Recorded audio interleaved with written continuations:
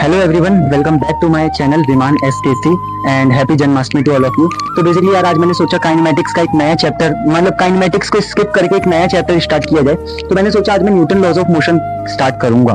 तो basically this is going to be my first lecture of Newton laws of motion, जो कि बहुत ही आसान चैप्टर है और बहुत ही मजेदार चैप्टर है पूरी फिजिक्स का 11th क्लास की, और सबसे बेसिक चैप्टर है ये हमारे मैकेनिक्स वाले पार्ट का। तो उम्मीद है आपको पसंद आएगा फर्स्ट लेक्चर एंड बढ़िया तरीके से देखना। और इतना सब कुछ कर लो, उसके बाद जस्ट आपको एक ही चीज करनी है, दैट इज क्वेश्चन प्रैक्टिस। कुछ भी आपको बाहर से नहीं करना है, तो इतना सफिशिएंट रहेगा। तो thank you so much and इस लेक्चर को देखो, इसी के बाद जस्ट कनेक्ट कर दूंगा। Okay, bye bye. Newton laws of motion. देखो, सबसे पहले चैप्टर में एक टॉपिक आता है जिसको हम लोग बोलते हैं इनर्शिया। यार ये इनर्शिया क्या होता है? ठीक है, सबसे पहले मेरी बात ये समझो, यार ये इनर्शिया क्या होता है? इनर्शिया, तो यार इनर्शिया क्या है? इनर्शिया बेसिकली एक प्रॉपर्टी है, जिस प्रॉपर्टी के कारण से कोई बॉडी अपने स्टेट ऑफ मोशन को या स्टेट ऑफ रेस्ट को चेंज नहीं करना चाहती। मतलब कि अगर कोई बॉडी रेस्ट पे है तो रेस्ट पे रहना चाहेगी, अगर कोई बॉडी मोशन कर रही है तो वो मोशन करना चाहेगी। कुछ कुछ समझ में आया? मैंने कहा हाँ, कुछ कुछ ही आएगा। जैसे आप इस चीज को ऐसे समझो, कैसे कि मान लो ये हमारे पास एक, मान लो रोड है, ठीक है। इस रोड के ऊपर मैंने इस प्रकार से कुछ भी मान लेते हैं, ठीक है, एक ऐसे ब्लॉक जो है वो रेस्ट पे रखा है। ब्लॉक यहाँ पे मैंने ऐसे उठाकर इस रोड पे रख दिया, और ये ब्लॉक किस पे है मेरे भाई? रेस्ट पे। मतलब ये ब्लॉक बेसिकली मोशन नहीं कर रहा है। तो जब तक आप इस पे कोई एक्सटर्नल फोर्स नहीं लगाओगे ये नहीं मूव करेगा। आप इसको अभी देखोगे आपको ये यहाँ दिखेगा, आप 10 साल बाद देखोगे तब भी यहाँ दिखेगा, आप 1000 साल बाद देखोगे तो भी यहाँ दिखेगा। ठीक है, अनलेस और अनटिल इस पे कोई एक्सटर्नल फोर्स ना लगाया गया हो। मतलब अगर आपने यहां से कोई फोर्स लगाया तब हो सकता है कि इसकी जो स्टेट ऑफ मोशन है, मतलब स्टेट ऑफ रेस्ट है, वो बदल जाए। अच्छा, सिमिलरली एक दूसरा एग्जांपल समझो, मान लेते हैं इस प्रकार से समझ लो, आपने किसी बॉल को, ठीक है, वी वेलोसिटी के साथ फेंक के मारा, तो आपकी बॉल आगे जा रही है, जा रही है, जा रही है, जा रही है, जा रही है। ठीक है, इस प्रकार से बॉल आपकी आगे की ओर बढ़ रही है। तो ये जो बॉल है ना, ये जिस वेलोसिटी से जा रही है जीवन भर इसी वेलोसिटी से जाना चाहेगी, अनलेस और अनटिल आपने इस पे कोई एक्सटर्नल फोर्स ना लगाया हो। मतलब बेसिकली क्या है कि ये बॉडी अगर वी वेलोसिटी से आगे बढ़ रही है, बढ़ रही है, बढ़ रही है, बढ़ रही है, बढ़ रही है, बढ़ रही है, तो जिंदगी भर इसी वेलोसिटी के साथ बढ़ना चाहेगी। लेकिन रियल में तो ऐसा नहीं होता है। मैंने कहा हाँ, क्यों? देख, सबसे पहले तो वो रियल लाइफ में क्यों नहीं होता वो भी मैं समझाता हूँ, बट पहले तो ये समझ कि अगर मेरे पास कोई बॉडी है, ठीक है, और वो बॉडी रेस्ट पर है, तो लाइफ टाइम के लिए रेस्ट पर रहना चाहेगी। अगर कोई बॉडी है जो वी वेलोसिटी के साथ मूव कर रही है, तो वो लाइफ टाइम पे वी वेलोसिटी के साथ मूव करना चाहेगी। पर होता नहीं है ऐसा। अगर आपने किसी बॉल को इस प्रकार से आगे की ओर फेंका, ठीक है, तो हमें पता है वो थोड़ी देर के लिए आगे जाएगी, जाएगी, जाएगी, जाएगी, जाएगी, और एक मोमेंट पे कहीं ना कहीं जाके रुक जाएगी। रियल लाइफ में तो यही होता है। रियल लाइफ में क्या होता है? रियल लाइफ में ये होता है कि सर अगर हमने किसी बॉल को वी वेलोसिटी से मारा तो जाएगी, जाएगी, जाएगी, जाएगी, और कहीं ना कहीं जाके फाइनली ये रेस्ट पे आ जाएगी। ऐसा क्यों? समझ। अगर हमने बेसिकली बेसिकली आपको थोड़ा बहुत तो नॉलेज होगा कि जब मैं किसी बॉल को वी वेलोसिटी से आगे फेंकता हूं तो इसके पीछे फ्रिक्शन भी लगता है। ठीक है, यहाँ पे लग रहा है फ्रिक्शन। तो फ्रिक्शन फोर्स है, एक्सटर्नल फोर्स है। इस बॉडी पर एक पीछे की ओर फोर्स लग रहा है, फ्रिक्शन। ये फ्रिक्शन क्या कर रहा है? इसकी वेलोसिटी को कम कर रहा है। फोर्स पीछे की ओर लग रहा है ना, बंदा आगे जा रहा है और मैं उसको पीछे पकड़ के खींच रहा हूँ, तो फ्रिक्शन इसको पीछे खींचने की कोशिश कर रहा है, जिसके कारण से इसकी वेलोसिटी कम होती गई, होती गई, होती गई, होती गई, और फाइनली ये क्या आ गया मेरे भाई? रेस्ट पर आ गया। ठीक है, इसी प्रकार से हम ऐसा बोल सकते हैं कि यही रीजन है कि बेसिकली किसी बॉल को जब आप वी वेलोसिटी के साथ फेंकते हो तो वो थोड़ी देर बाद रेस्ट पर आ जाता है, अगर यहाँ पे फ्रिक्शन फोर्स नाम की कोई बीमारी ना होती। और ये बॉल आगे जा रही है तो आगे कोई बंदा खड़ा होकर इसको रोकने वाला ना होता। अगर ये दोनों सिचुएशन ना होती, क्या फ्रिक्शन फोर्स ना होता और कोई आदमी इसको रोकने के लिए ना खड़ा होता, ठीक है, तब ये वेलोसिटी v के साथ ही मूव करती जाती, करती जाती, करती जाती, और जिंदगी भर आगे बढ़ती जाती। ठीक है, अच्छा। सिमिलरली ये है मेरे पास, लेट सपोज एक एक बॉक्स, ठीक है, ये इस प्रकार से। अगर मैं इस पे फोर्स ना लगाऊं, क्या बोल रहा हूं? अगर मैं इस पे फोर्स ना लगाऊं, इसको फोर्स ना लगाऊं, सपोज यहाँ पे ऐसे रख दिया, ठीक है, जमीन के ऊपर, तो ये जिंदगी भर रेस्ट पर ही रहना चाहेगा। अगर मैंने इस पे इस डायरेक्शन में फोर्स लगाया तो ये इधर मूव करेगा, लेकिन अगर मैं इस पे कोई फोर्स नहीं लगाऊंगा तो ये कहीं मूव नहीं करेगा, ये रेस्ट पर ही रहना चाहेगा। तो बेसिकली ये होता है इनर्शिया।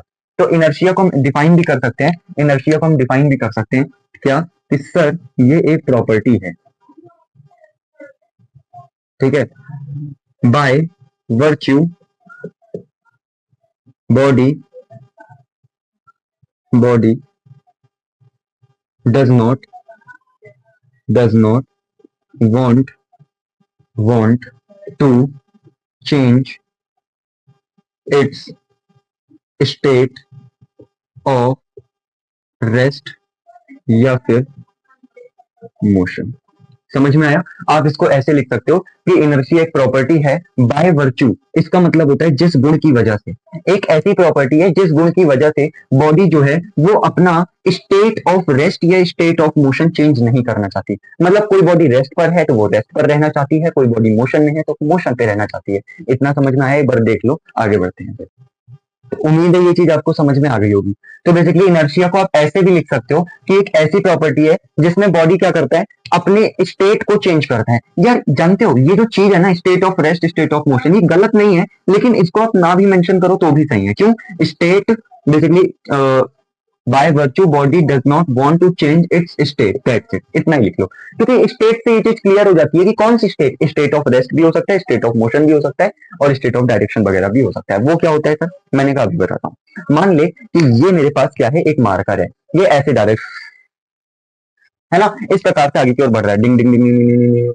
तो बेसिकली क्या है कि अगर ये आगे की ओर बढ़ रहा है और ये इस डायरेक्शन में मूव कर रहा है, तो ये जीवन भर इसी डायरेक्शन में मूव करेगा जब तक मैं इसको मारकर एक थप्पड़ इसकी डायरेक्शन ना चेंज। ओके, जैसे ये चाह रहा था, मान ले मैंने इसको ऐसे मार दिया तो हो सकता है इसकी डायरेक्शन चेंज हो जाए, लेकिन अगर मैंने इस पे कोई फोर्स एक्सर्ट ना किया तो ये अपनी डायरेक्शन में ही मूव करता रहेगा। इस सारी चीज को हम बहुत अच्छी तरीके से समझेंगे। तो सबसे पहले हम अपना अगला टॉपिक पढ़ते हैं जिसका नाम है फोर्स वगैरह क्या होता है। ठीक है, फोर्स वगैरह क्या होता है। मैंने क्या समझ, फोर्स जो चीज हमारे काम की है, जो एग्जांपल्स हमारे लिए रिलेवेंट है, ओनली वही पढ़ाए जाएंगे। ठीक है, फालतू चीजें हम पढ़ना भी नहीं होता है, पढ़ाएंगे भी नहीं। जो आपके काम का है, जो आपके एग्जाम में पूछा जाता है, बस वही। मैंने क्या समझ, फोर्स थोड़ा ऐसे तिरछा लगा रहा हूँ, थोड़ा डिजाइन डिजाइन है ना, और कुछ नहीं। फोर्स क्या होता है, शॉर्ट में लिख देता हूँ। ठीक है, शॉर्ट में लिख लेता हूँ, पुश और पुल। ठीक है, किसी बॉडी को आप पुश कर रहे हो या पुल कर रहे हो तो उसको हम लोग बोलते हैं फोर्स। या फिर बोला जाए, ठीक है, फोर्स को हम इस तरीके से समझ सकते हैं कि मान लो मेरे पास एक ब्लॉक है जिसका मास है m। ठीक है, मान लो मेरे पास एक ब्लॉक है जिसका मास है m, और इस m मास के ब्लॉक पे मैंने इस डायरेक्शन में फोर्स लगाया। ठीक है, इस डायरेक्शन में फोर्स लगाया।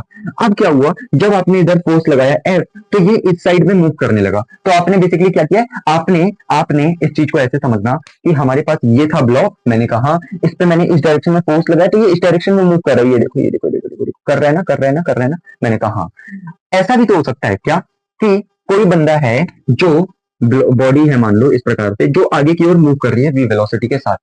मैं इसको ऐसे पकड़ के अपने हाथों से, ऐसे अपने हाथों से पकड़ के इसको पीछे की ओर खींच रहा हूं।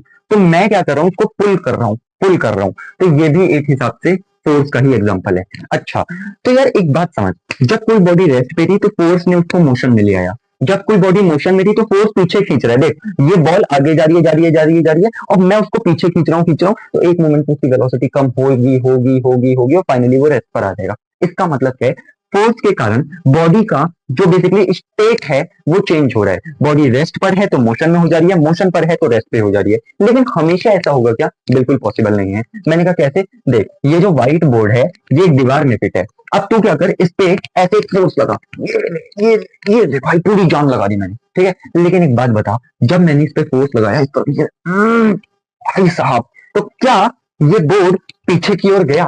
क्या ये बोर्ड पीछे की ओर गया? नहीं गया। क्यों? क्योंकि दीवार बहुत बड़ी है, दीवार बहुत बड़ी है, और दीवार बेसिकली जितना फोर्स मैं इस पे अंदर की ओर लगा रहा हूं उतना ही फोर्स मेरे ऊपर बाहर की ओर लगा रही है। तो उसी कारण से ये जो मेरा हाथ है ये इस बोर्ड को दीवार के अंदर फाड़ के नहीं ले जा पाया। इसका मतलब ऐसा जरूरी नहीं है, ऐसा जरूरी नहीं है कि फोर्स अप्लाई करने से बॉडी का स्टेट चेंज हो। ऐसा भी हो सकता है फोर्स अप्लाई करने से बॉडी का स्टेट चेंज ना हो।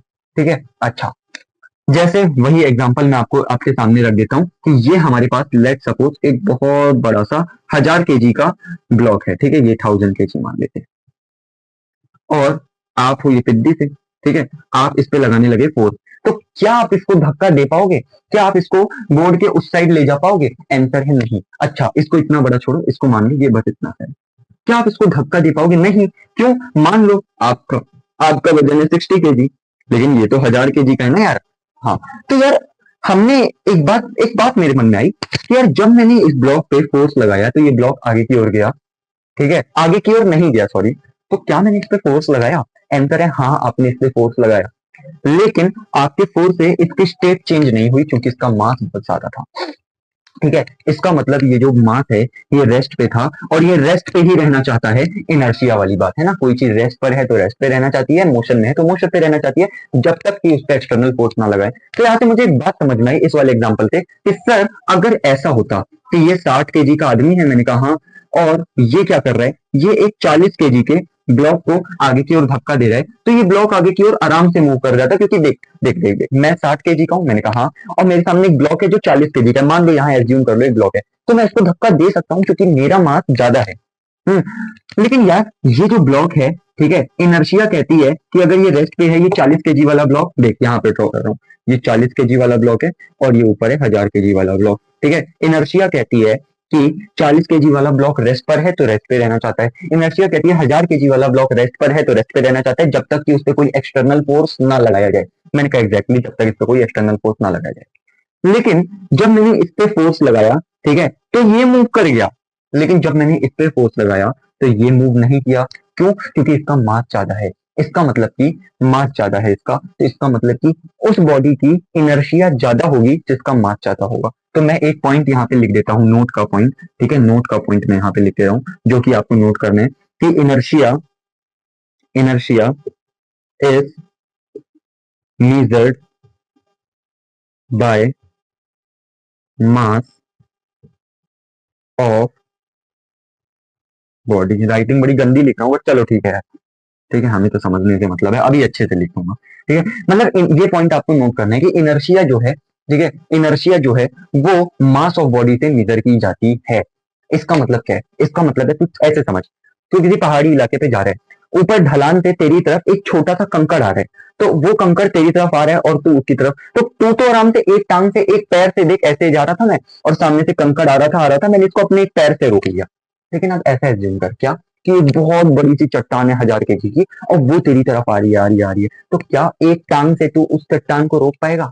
भाई तेरा वजन कितना होगा? ज्यादा से ज्यादा 80 kg, 100 kg, 150 kg, लेकिन क्या तू एक टांग से उस 1000 kg के पत्थर को रोक पाएगा? तो आंसर है नहीं, प्रैक्टिकली पॉसिबल ही नहीं है। क्यों? क्योंकि उसका मास ज्यादा है, और मास ज्यादा है तो उसके अंदर इनर्शिया ज्यादा है। इनर्शिया होता है चाहत की प्रॉपर्टी की, कोई बॉडी रेस्ट पर है तो रेस्ट पर रहना चाहेगी, मोशन पर है तो मोशन पे रहना चाहेगी। तो वो जो चट्टान है वो मोशन में है, तो वो लाइफ टाइम मोशन पे रहना चाहेगी, तो तेरे एक टांग उसकी तरफ करने से वो रुक नहीं जाएगी, बल्कि तेरी टांग टूट सकती है, ठीक है। तो उम्मीद है आपको ये चीज समझ में आ गई होगी, ठीक है। कि यार इस चीज को आप ऐसे भी समझ सकते हो कि एक तरफ मैं एक छोटा सा बच्चा बैठा दूं, ठीक है, मान लो इस डायरेक्शन में एक छोटा सा बच्चा है यहाँ पे, ठीक है, और यहाँ पे मैंने एक हाथी बैठा दिया, तो जो छोटा सा बच्चा है, इसको, मेरा दिमाग खराब हुआ तो इसको मैं ऐसे उठा के फेंक सकता हूँ, मतलब बेसिकली साइड में रख सकता हूँ, ठीक है। लेकिन एक हाथी है बड़ा सा, क्या आप उस हाथी को प्रैक्टिकली पॉसिबल है उठाकर साइड कर दो? नहीं, क्योंकि हाथी हाथी का तो मास क्विंटल्स में होगा, बच्चा तो यार कितना ही होगा, और छोटा बच्चा है तो 5-6 kg का होगा,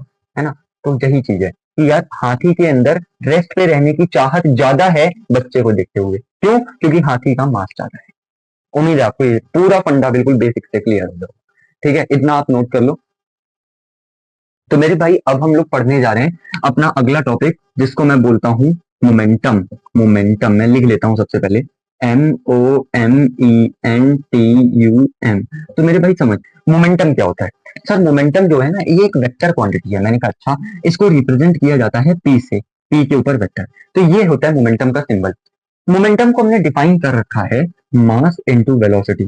मोमेंटम क्या है? मोमेंटम है total motion contained in a system. आप इसको लिख भी सकते हो अपनी भाषा में, total motion contained in the system. Sir इसका मतलब क्या, ये समझा सकते हो? मैंने कहा अभी समझाऊंगा, बस सब्र रखो।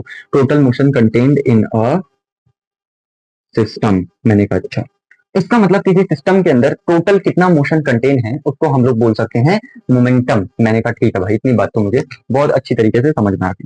अच्छा, मोमेंटम होता है मास इनटू वेलोसिटी, ठीक है। अच्छा, अरे यार एक बात बता, ये मोशन कंटेन क्या है? कि किसी सिस्टम में टोटल कितना मोशन कंटेन है उसको हम बोलते हैं मोमेंटम। तो यार ये मोशन, क्या मोशन, मोशन क्या कंटेन किया है? अरे सर मोशन वेलोसिटी है। हाँ, कमाल की बात है ना, मोशन वेलोसिटी है।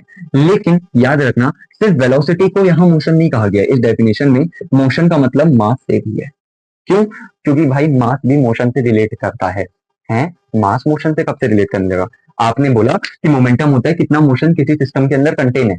मोशन मतलब कि मूव करना मतलब वेलोसिटी, वेलोसिटी से आपका मतलब है तो मोशन तो वेलोसिटी होना चाहिए। मैंने कहा गलत, मोशन यहाँ वेलोसिटी ही नहीं सिर्फ मास से भी लिंक कर रहा है। क्यों? क्योंकि अगर कोई बंदा पतला है तो वो तेज भागेगा, अगर कोई बंदा मोटा है तो वो बहुत ही फास्ट भागेगा। तो इसका मतलब जो है मोशन के अंदर मास और वेलोसिटी दोनों वाली टर्म्स आ जाती हैं।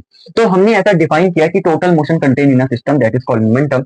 और ये डेफिनेशन कोई भी नहीं पूछने वाला, लोग तो डायरेक्ट सवाल पूछते हैं मोमेंटम कैलकुलेट करने के। कैसे कि सर एक 2 kg का मास है, मैंने कहा हाँ, और वो 3 मीटर पर सेकंड की वेलोसिटी से मूव कर रहा है, तो उसका मोमेंटम कितना होगा? अरे उसकी मास इंटू वेलोसिटी, है ना। उसकी डायरेक्शन क्या होगी? तो मोमेंटम की डायरेक्शन वेलोसिटी की डायरेक्शन की तरफ होगी। अभी इस पे सवाल नहीं करेंगे, बहुत मतलब थोड़ी देर बात करेंगे। अभी आप बस इतना नोट कर लो। अब बात करते हैं यार फर्स्ट लॉ ऑफ मोशन की। किसकी बात करते हैं? फर्स्ट लॉ ऑफ मोशन की। यार फर्स्ट लॉ ऑफ मोशन क्या बोलता है? फर्स्ट लॉ ऑफ मोशन क्या बोलता है? पहले मैं सोचता हूँ इसको लिख देता हूँ। यस, चलो पहले मैं समझा देता हूँ, समझ लो। कोई बॉडी रेस्ट पर है तो रेस्ट पर रहना चाहेगी, कोई बॉडी मोशन में है तो मोशन पे रहना चाहेगी, अनलेस और अनटिल उस पर कोई एक्सटर्नल फोर्स अप्लाई ना किया गया हो। तो इसको मैं ऐसे लिख सकता हूँ, समझ तो आ रहे हैं ना यार, है ना? बहुत ढंग से समझा रहा हूँ, देख।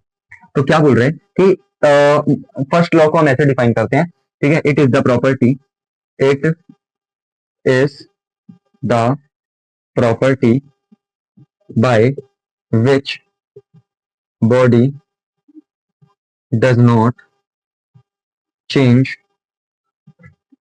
It's state, it's state.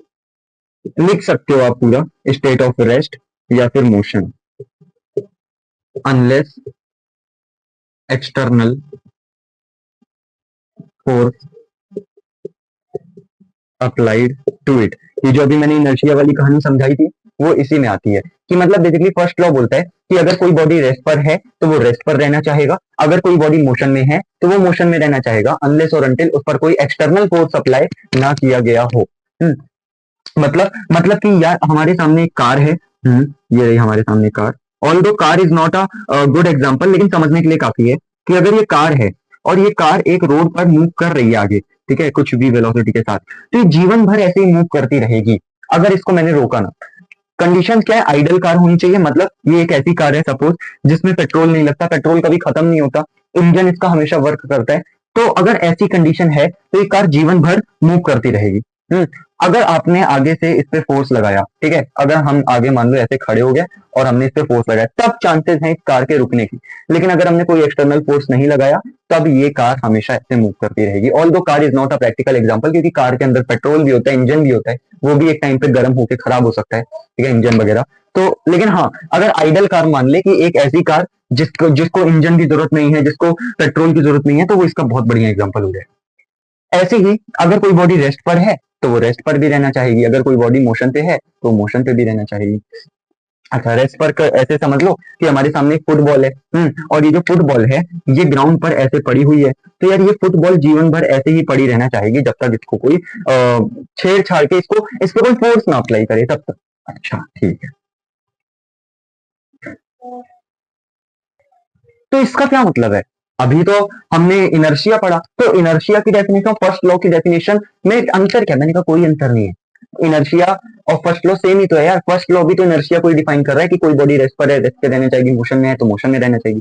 अच्छा, यहाँ कुछ टर्म्स भी आती हैं, जैसे एक होता है हमारे सामने inertia of rest, inertia of rest. एक होता है हमारे पास इनर्शिया ऑफ मोशन, और एक होता है हमारे पास इनर्शिया ऑफ डायरेक्शन। क्या होता है ये नाम से ही क्लियर हो गया। इनर्शिया ऑफ रेस्ट मतलब कोई बॉडी रेस्ट पर है तो रेस्ट पे रहना चाहिए जब तक उस पर कोई एक्सटर्नल फोर्स ना अप्लाई किया जाए। इनर्शिया ऑफ मोशन क्या बोलता है? कोई बॉडी मोशन पर है तो वो मोशन पे रहना चाहिए जब तक उस पर कोई एक्सटर्नल फोर्स अप्लाई ना किया जाए। इनर्शिया ऑफ डायरेक्शन क्या है? कोई बॉडी जिस डायरेक्शन में मूव कर रही है वो उसी डायरेक्शन में मूव करना चाहेगी जब तक उस पर कोई एक्सटर्नल फोर्स ना अप्लाई किया जाए। That's it. चलो ठीक है, आगे बढ़ते हैं। नेक्स्ट आता है हमारे सामने न्यूटन का second law of motion. Second law of motion क्या बोलता है? Rate of change of momentum जो होगा वो बराबर होगा, ठीक है, मास इनटू एक्सेलरेशन के। मतलब बेसिकली क्या होगा? Rate of change of momentum बराबर होता है नेट एक्सटर्नल फोर्स के, जो कि बराबर होगा मास इनटू एक्सेलरेशन के। इस चीज को हम ऐसे समझ सकते हैं, ठीक है, जैसे कि ये देखिए, बेसिकली इसको सबसे पहले हम डिफाइन ही कर लेते हैं। तो हम इसको ऐसे डिफाइन करेंगे कि रेट ऑफ चेंज ऑफ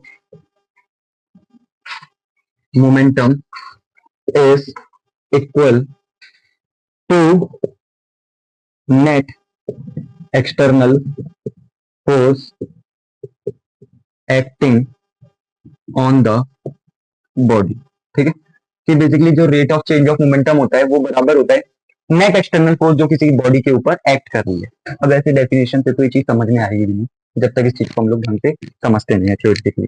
मैंने क्या समझ, rate of change of momentum बराबर होता है net external force acting on the body. यार rate of change of momentum किसके बराबर होता है?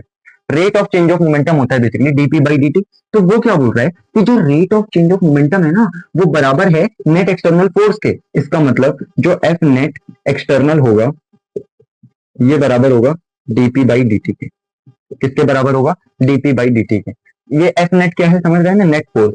ठीक है, तो जो नेट एक्सटर्नल फोर्स होगा वो डीपी बाई डी टी के बराबर होगा। ये मैं नहीं कह रहा, ये डेफिनेशन कह रही है। ये जो डेफिनेशन है वो यही है कि rate of change of momentum DP by d T मतलब होता है rate of change of momentum, ये बराबर है net external force acting on the body के। मैंने कहा ठीक है। अब यार एक चीज समझना, जो इस चीज को मैं थोड़ा सा सिंप्लीफाई अगर कर दूं, इस चीज को अगर मैं थोड़ा सा सिंप्लीफाई कर दूं यार इतना दिस, तो माई कौन है एफ नेट एक्सटर्नल अपनी जगह बराबर d of t momentum, momentum को लिख लो mass into velocity by d t. ठीक है, इस चीज को ऐसे लिख लो। ठीक है, मोमेंटम बेसिकली क्या होता है? मास into velocity by d T. इस चीज को पहले इस प्रकार से लिख लो।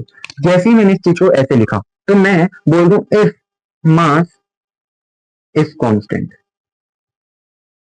ठीक है, अगर मैं ऐसा बोल दूं कि ये कोई डेरिवेशन नहीं चल रही, एक हिसाब से डेरिवेशन की फॉर्म में कंसेप्ट सिखा रहा हूं मैं कि अगर मास कांस्टेंट है तो मास को हम बाहर ले सकते हैं क्योंकि कांस्टेंट चीज डिफरेंशिएशन से बाहर ली जा सकती है। तो मैं मास को बाहर ले लेता हूं तो ये हो जाएगा हमारे सामने एफ नेट एक्सटर्नल बराबर, सबसे पहले तो यहाँ डिफरेंशिएशन लगा लो यार, डिफरेंशिएशन चेन रूल से पहले हो जाएगा बेसिकली मास इनटू वेलोसिटी का differentiation dv by d t plus, देख यार u into v, uv rule लग रहा है तो u अपनी जगह, v का डिफरेंशिएशन प्लस इस बार v अपनी जगह और u का डिफरेंशिएशन यानी कि u तो मास है तो dm by dt।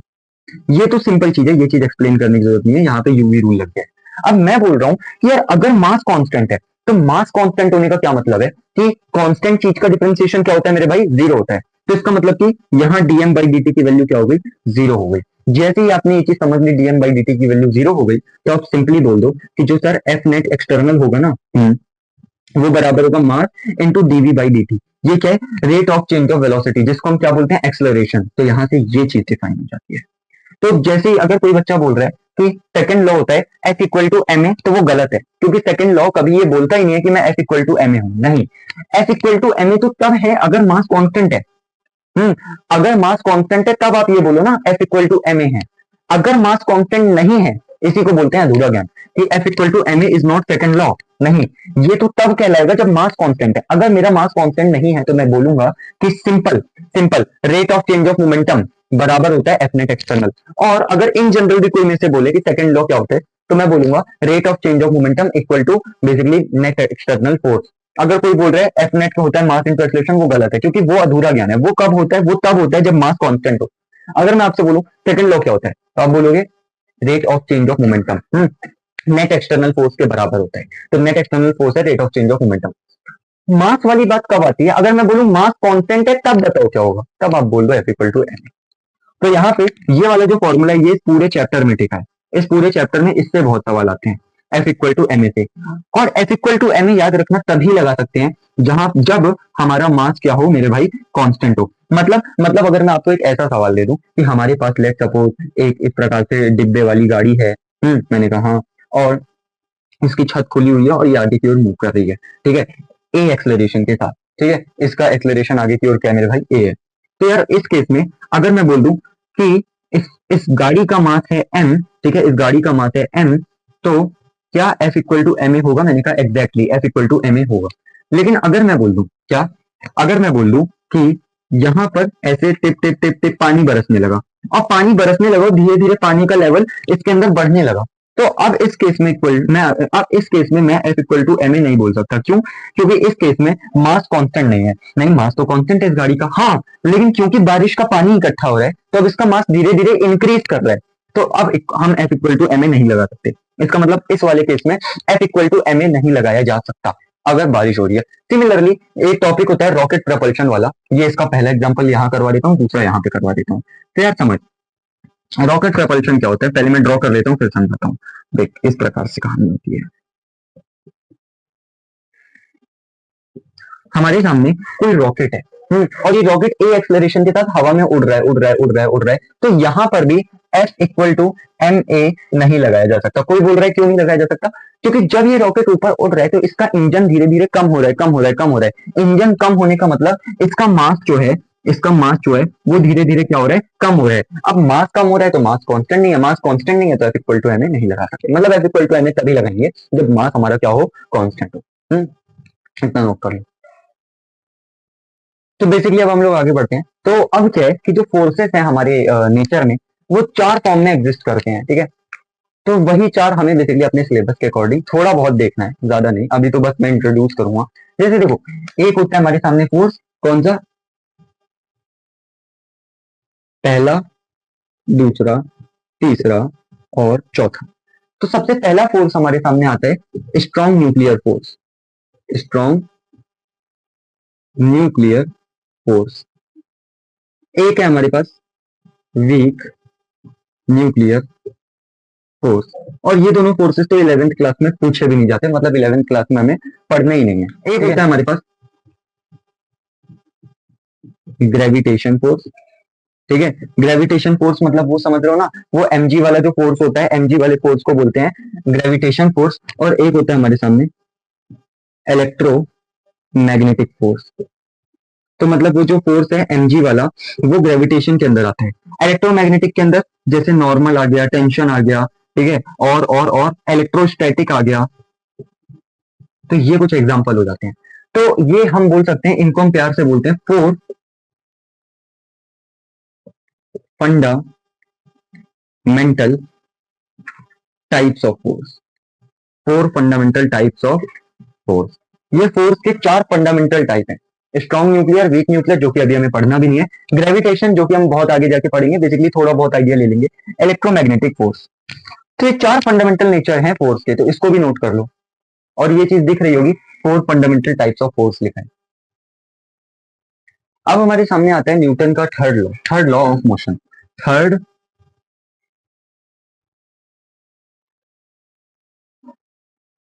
Law, Newton का थर्ड लॉ क्या बोलते हैं?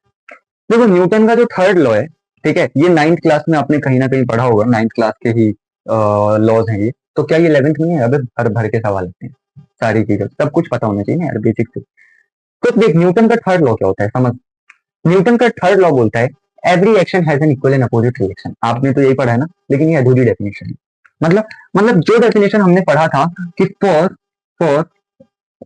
Every action there is equal and opposite reaction, ये एक अधूरी डेफिनेशन है। तो सर कंप्लीट क्या है? कंप्लीट डेफिनेशन ये, for every action there is an equal and opposite reaction at the same time and of same nature. मतलब basically क्या बोलता है न्यूटन का थर्ड लॉ, कि हर एक्शन का इक्वल एंड अपोजिट रिएक्शन होता है at the same time and of same nature. इसका मतलब क्या है? सेम टाइम का मतलब क्या है? सेम नेचर का मतलब क्या है? मैंने कहा समझ। मतलब यार अगर मैं ऐसे बोल दूं, क्या, लेट सपोज आपके और आपके किसी मित्र में, दोस्त में हो गई लड़ाई। आपने उस दोस्त को एक थप्पड़ मारा अपने उस दोस्त को। मैंने कहा 4 मिनट बाद आपके दोस्त ने भी आपको एक थप्पड़ मारा, तो आपने एक्शन किया, उसने रिएक्शन किया, तो थर्ड लॉ का एग्जांपल है। तो आंसर है नहीं। क्यों नहीं है? क्योंकि एक्शन का रिएक्शन जो होता है वो सेम टाइम पे होता है, उसी वक्त होता है। मतलब जैसे ही आपने झट से एक थप्पड़ मारा, उसी सेकंड, उसी इंस्टेंट, एक सेकंड, एक माइक्रो सेकंड का भी अंतर नहीं होना चाहिए, उसी इंस्टेंट पर उसने भी आपको थप्पड़ मारा, तब ये हम बोलेंगे थर्ड लॉ ऑफ मोशन का एग्जांपल है। मतलब ऐसे समझ कि हमारे सामने लेट सपोज ये बोर्ड है, मैंने क्या किया, मैंने इस बोर्ड पे खींच के पंच मारा, तो मैंने इस पे अगर एक्शन किया तो बोर्ड उसी इंस्टेंट पे मेरे हाथ पे भी एक पंच मारेगी, उतनी ही न्यूटन का फोर्स एक्सर्ट करेगी, तो उसको बोल देंगे रिएक्शन। ठीक है। अच्छा, मतलब कि बेसिकली क्या है, अगर आपके टीचर ने आपको होमवर्क ना करने पर एक थप्पड़ मारा, तो एक्चुअल में इसका मतलब ये होता है कि आपने भी उन्हें थप्पड़ मारा। बस फर्क क्या है, उन्होंने गाल पे मारा तो आपने हाथ पे मारा। क्यों? क्योंकि इस चीज को ऐसे समझो कि अगर मैं इस चीज को बढ़िया तरीके से ड्रॉ करता हूँ, चलो ठीक है, रुको मैं इसकी एक ड्राइंग बनाता हूँ। अरे यार मैंने कुछ भी अजीब सी ड्राइंग बना दी है, बट अभी आप इसको इग्नोर मारो। तो यार समझना, मान लो ये आपके टीचर हैं, इसने उन्हें आपको एक थप्पड़ मारा, तो इसका मतलब ये नहीं है कि उन्होंने आपको थप्पड़ मारा, इसका मतलब ये है कि आपने भी उनको थप्पड़ मारा। कैसे? मान लो उन्होंने ऐसे थप्पड़ मारा और आपके गाल पे लगाया 20 न्यूटन का फोर्स, तो आपके गाल ने भी रिएक्शन किया, उन पर लगाया 20 न्यूटन का फोर्स। बोले कैसे? मैंने कहा समझ, अगर मान लो आपके टीचर ने आपके गाल पे 20 न्यूटन का फोर्स लगाया और आपके गाल ने आपके टीचर पे 20 न्यूटन का फोर्स नहीं लगाया, अगर ऐसा ना होता ना, अगर वो आपका गाल उन पे पलट के फोर्स ना लगाता, तो ये पूरा ना चीर फाड़ के हाथ बाहर आ जाता। लेकिन ऐसा होता तो नहीं है।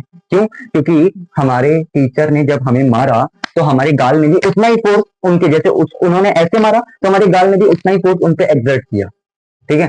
तभी बेसिकली उनके हाथ में भी हल्का सा तो फील हुआ ही होगा ना, झंझनाहट। मैंने कहा ये चीज आप ऐसे भी समझ सकते हो कि अगर आपने एक दीवार पे एक पंच मारा, मान लो पंच मार के आपने 100 न्यूटन का फोर्स अंदर की ओर लगाया, तो दीवार भी आपके हाथ पे 100 न्यूटन का फोर्स लगा रहा है। अगर विश्वास नहीं हो रहा तो यहाँ कील लगा के देखो। ठीक है। और अब पंच मारो, तब आपको समझ में आ जाएगा कि हाँ यार दीवार भी हम पे फोर्स लगा रहा है, कील भी हम पे फोर्स लगा रहा है। क्योंकि जैसे ही आप पंच मारोगे तो कील आपके हाथों में घुस जाएगी, तो इसका यही मतलब हुआ कि कील ने भी आपके हाथ पे कुछ ना कुछ फोर्स लगाया है, तभी आपके हाथ में दर्द हो रहा है। मैंने कहा हाँ एग्जैक्टली। तो इसका मतलब कि हर एक्शन का इक्वल एंड अपोजिट रिएक्शन होता है उसी टाइम पर, उसी टाइम पर। और ये सेकंड बात क्या है, सेम नेचर। सेम नेचर क्या है, मतलब उनका नेचर भी सेम होना चाहिए। वो जो 4 फंडामेंटल टाइप्स ऑफ फोर्स बताए थे, जैसे जैसे अगर एक फोर्स है इलेक्ट्रोमैग्नेटिक, तो दूसरा भी इलेक्ट्रोमैग्नेटिक होना चाहिए, तभी वो एक्शन रिएक्शन पेयर कहलाएंगे। मतलब उनका नेचर बेसिकली सेम होना चाहिए। बोले कैसे? मैंने कहा इसको हम अभी थोड़ी देर बाद एग्जांपल वगैरह से समझेंगे, पहले आप इतना नोट कर लो, इतना कुछ समझ लो। ठीक है, इतना क्लियर कर लो, फिर हम आगे बढ़ते हैं। तो उम्मीद है आपने ये चीजें देख ली होगी। अब आता है हमारे सामने अगला फोर्स, और मतलब अगली चीजें। ठीक है, कुछ बेसिकली बातें हैं जो मुझे आपको और अच्छे से क्लियर करनी है। और अब थोड़ा आगे बढ़ते हैं। जैसे देखो, एक चीज है हमारे पास, एक टॉपिक आता है जिसको हम लोग बोलते हैं नॉर्मल कॉन्टैक्ट फोर्स। क्या होता है नॉर्मल कॉन्टैक्ट फोर्स? तो इस चीज को अब हम ज्यादा टाइम वेस्ट नहीं करेंगे, हम इसको डेफिनेशन वेफिनेशन भाड़ में जाए, हमें तो चीज समझनी है कि ये चीज होती क्या है। नॉर्मल कॉन्टैक्ट फोर्स क्या होता है समझना। जब भी दो बॉडी छुअन छुआई में है, क्या बोला मैंने, क्या बोला, बहुत गौर से समझना, बहुत गौर से, बहुत है।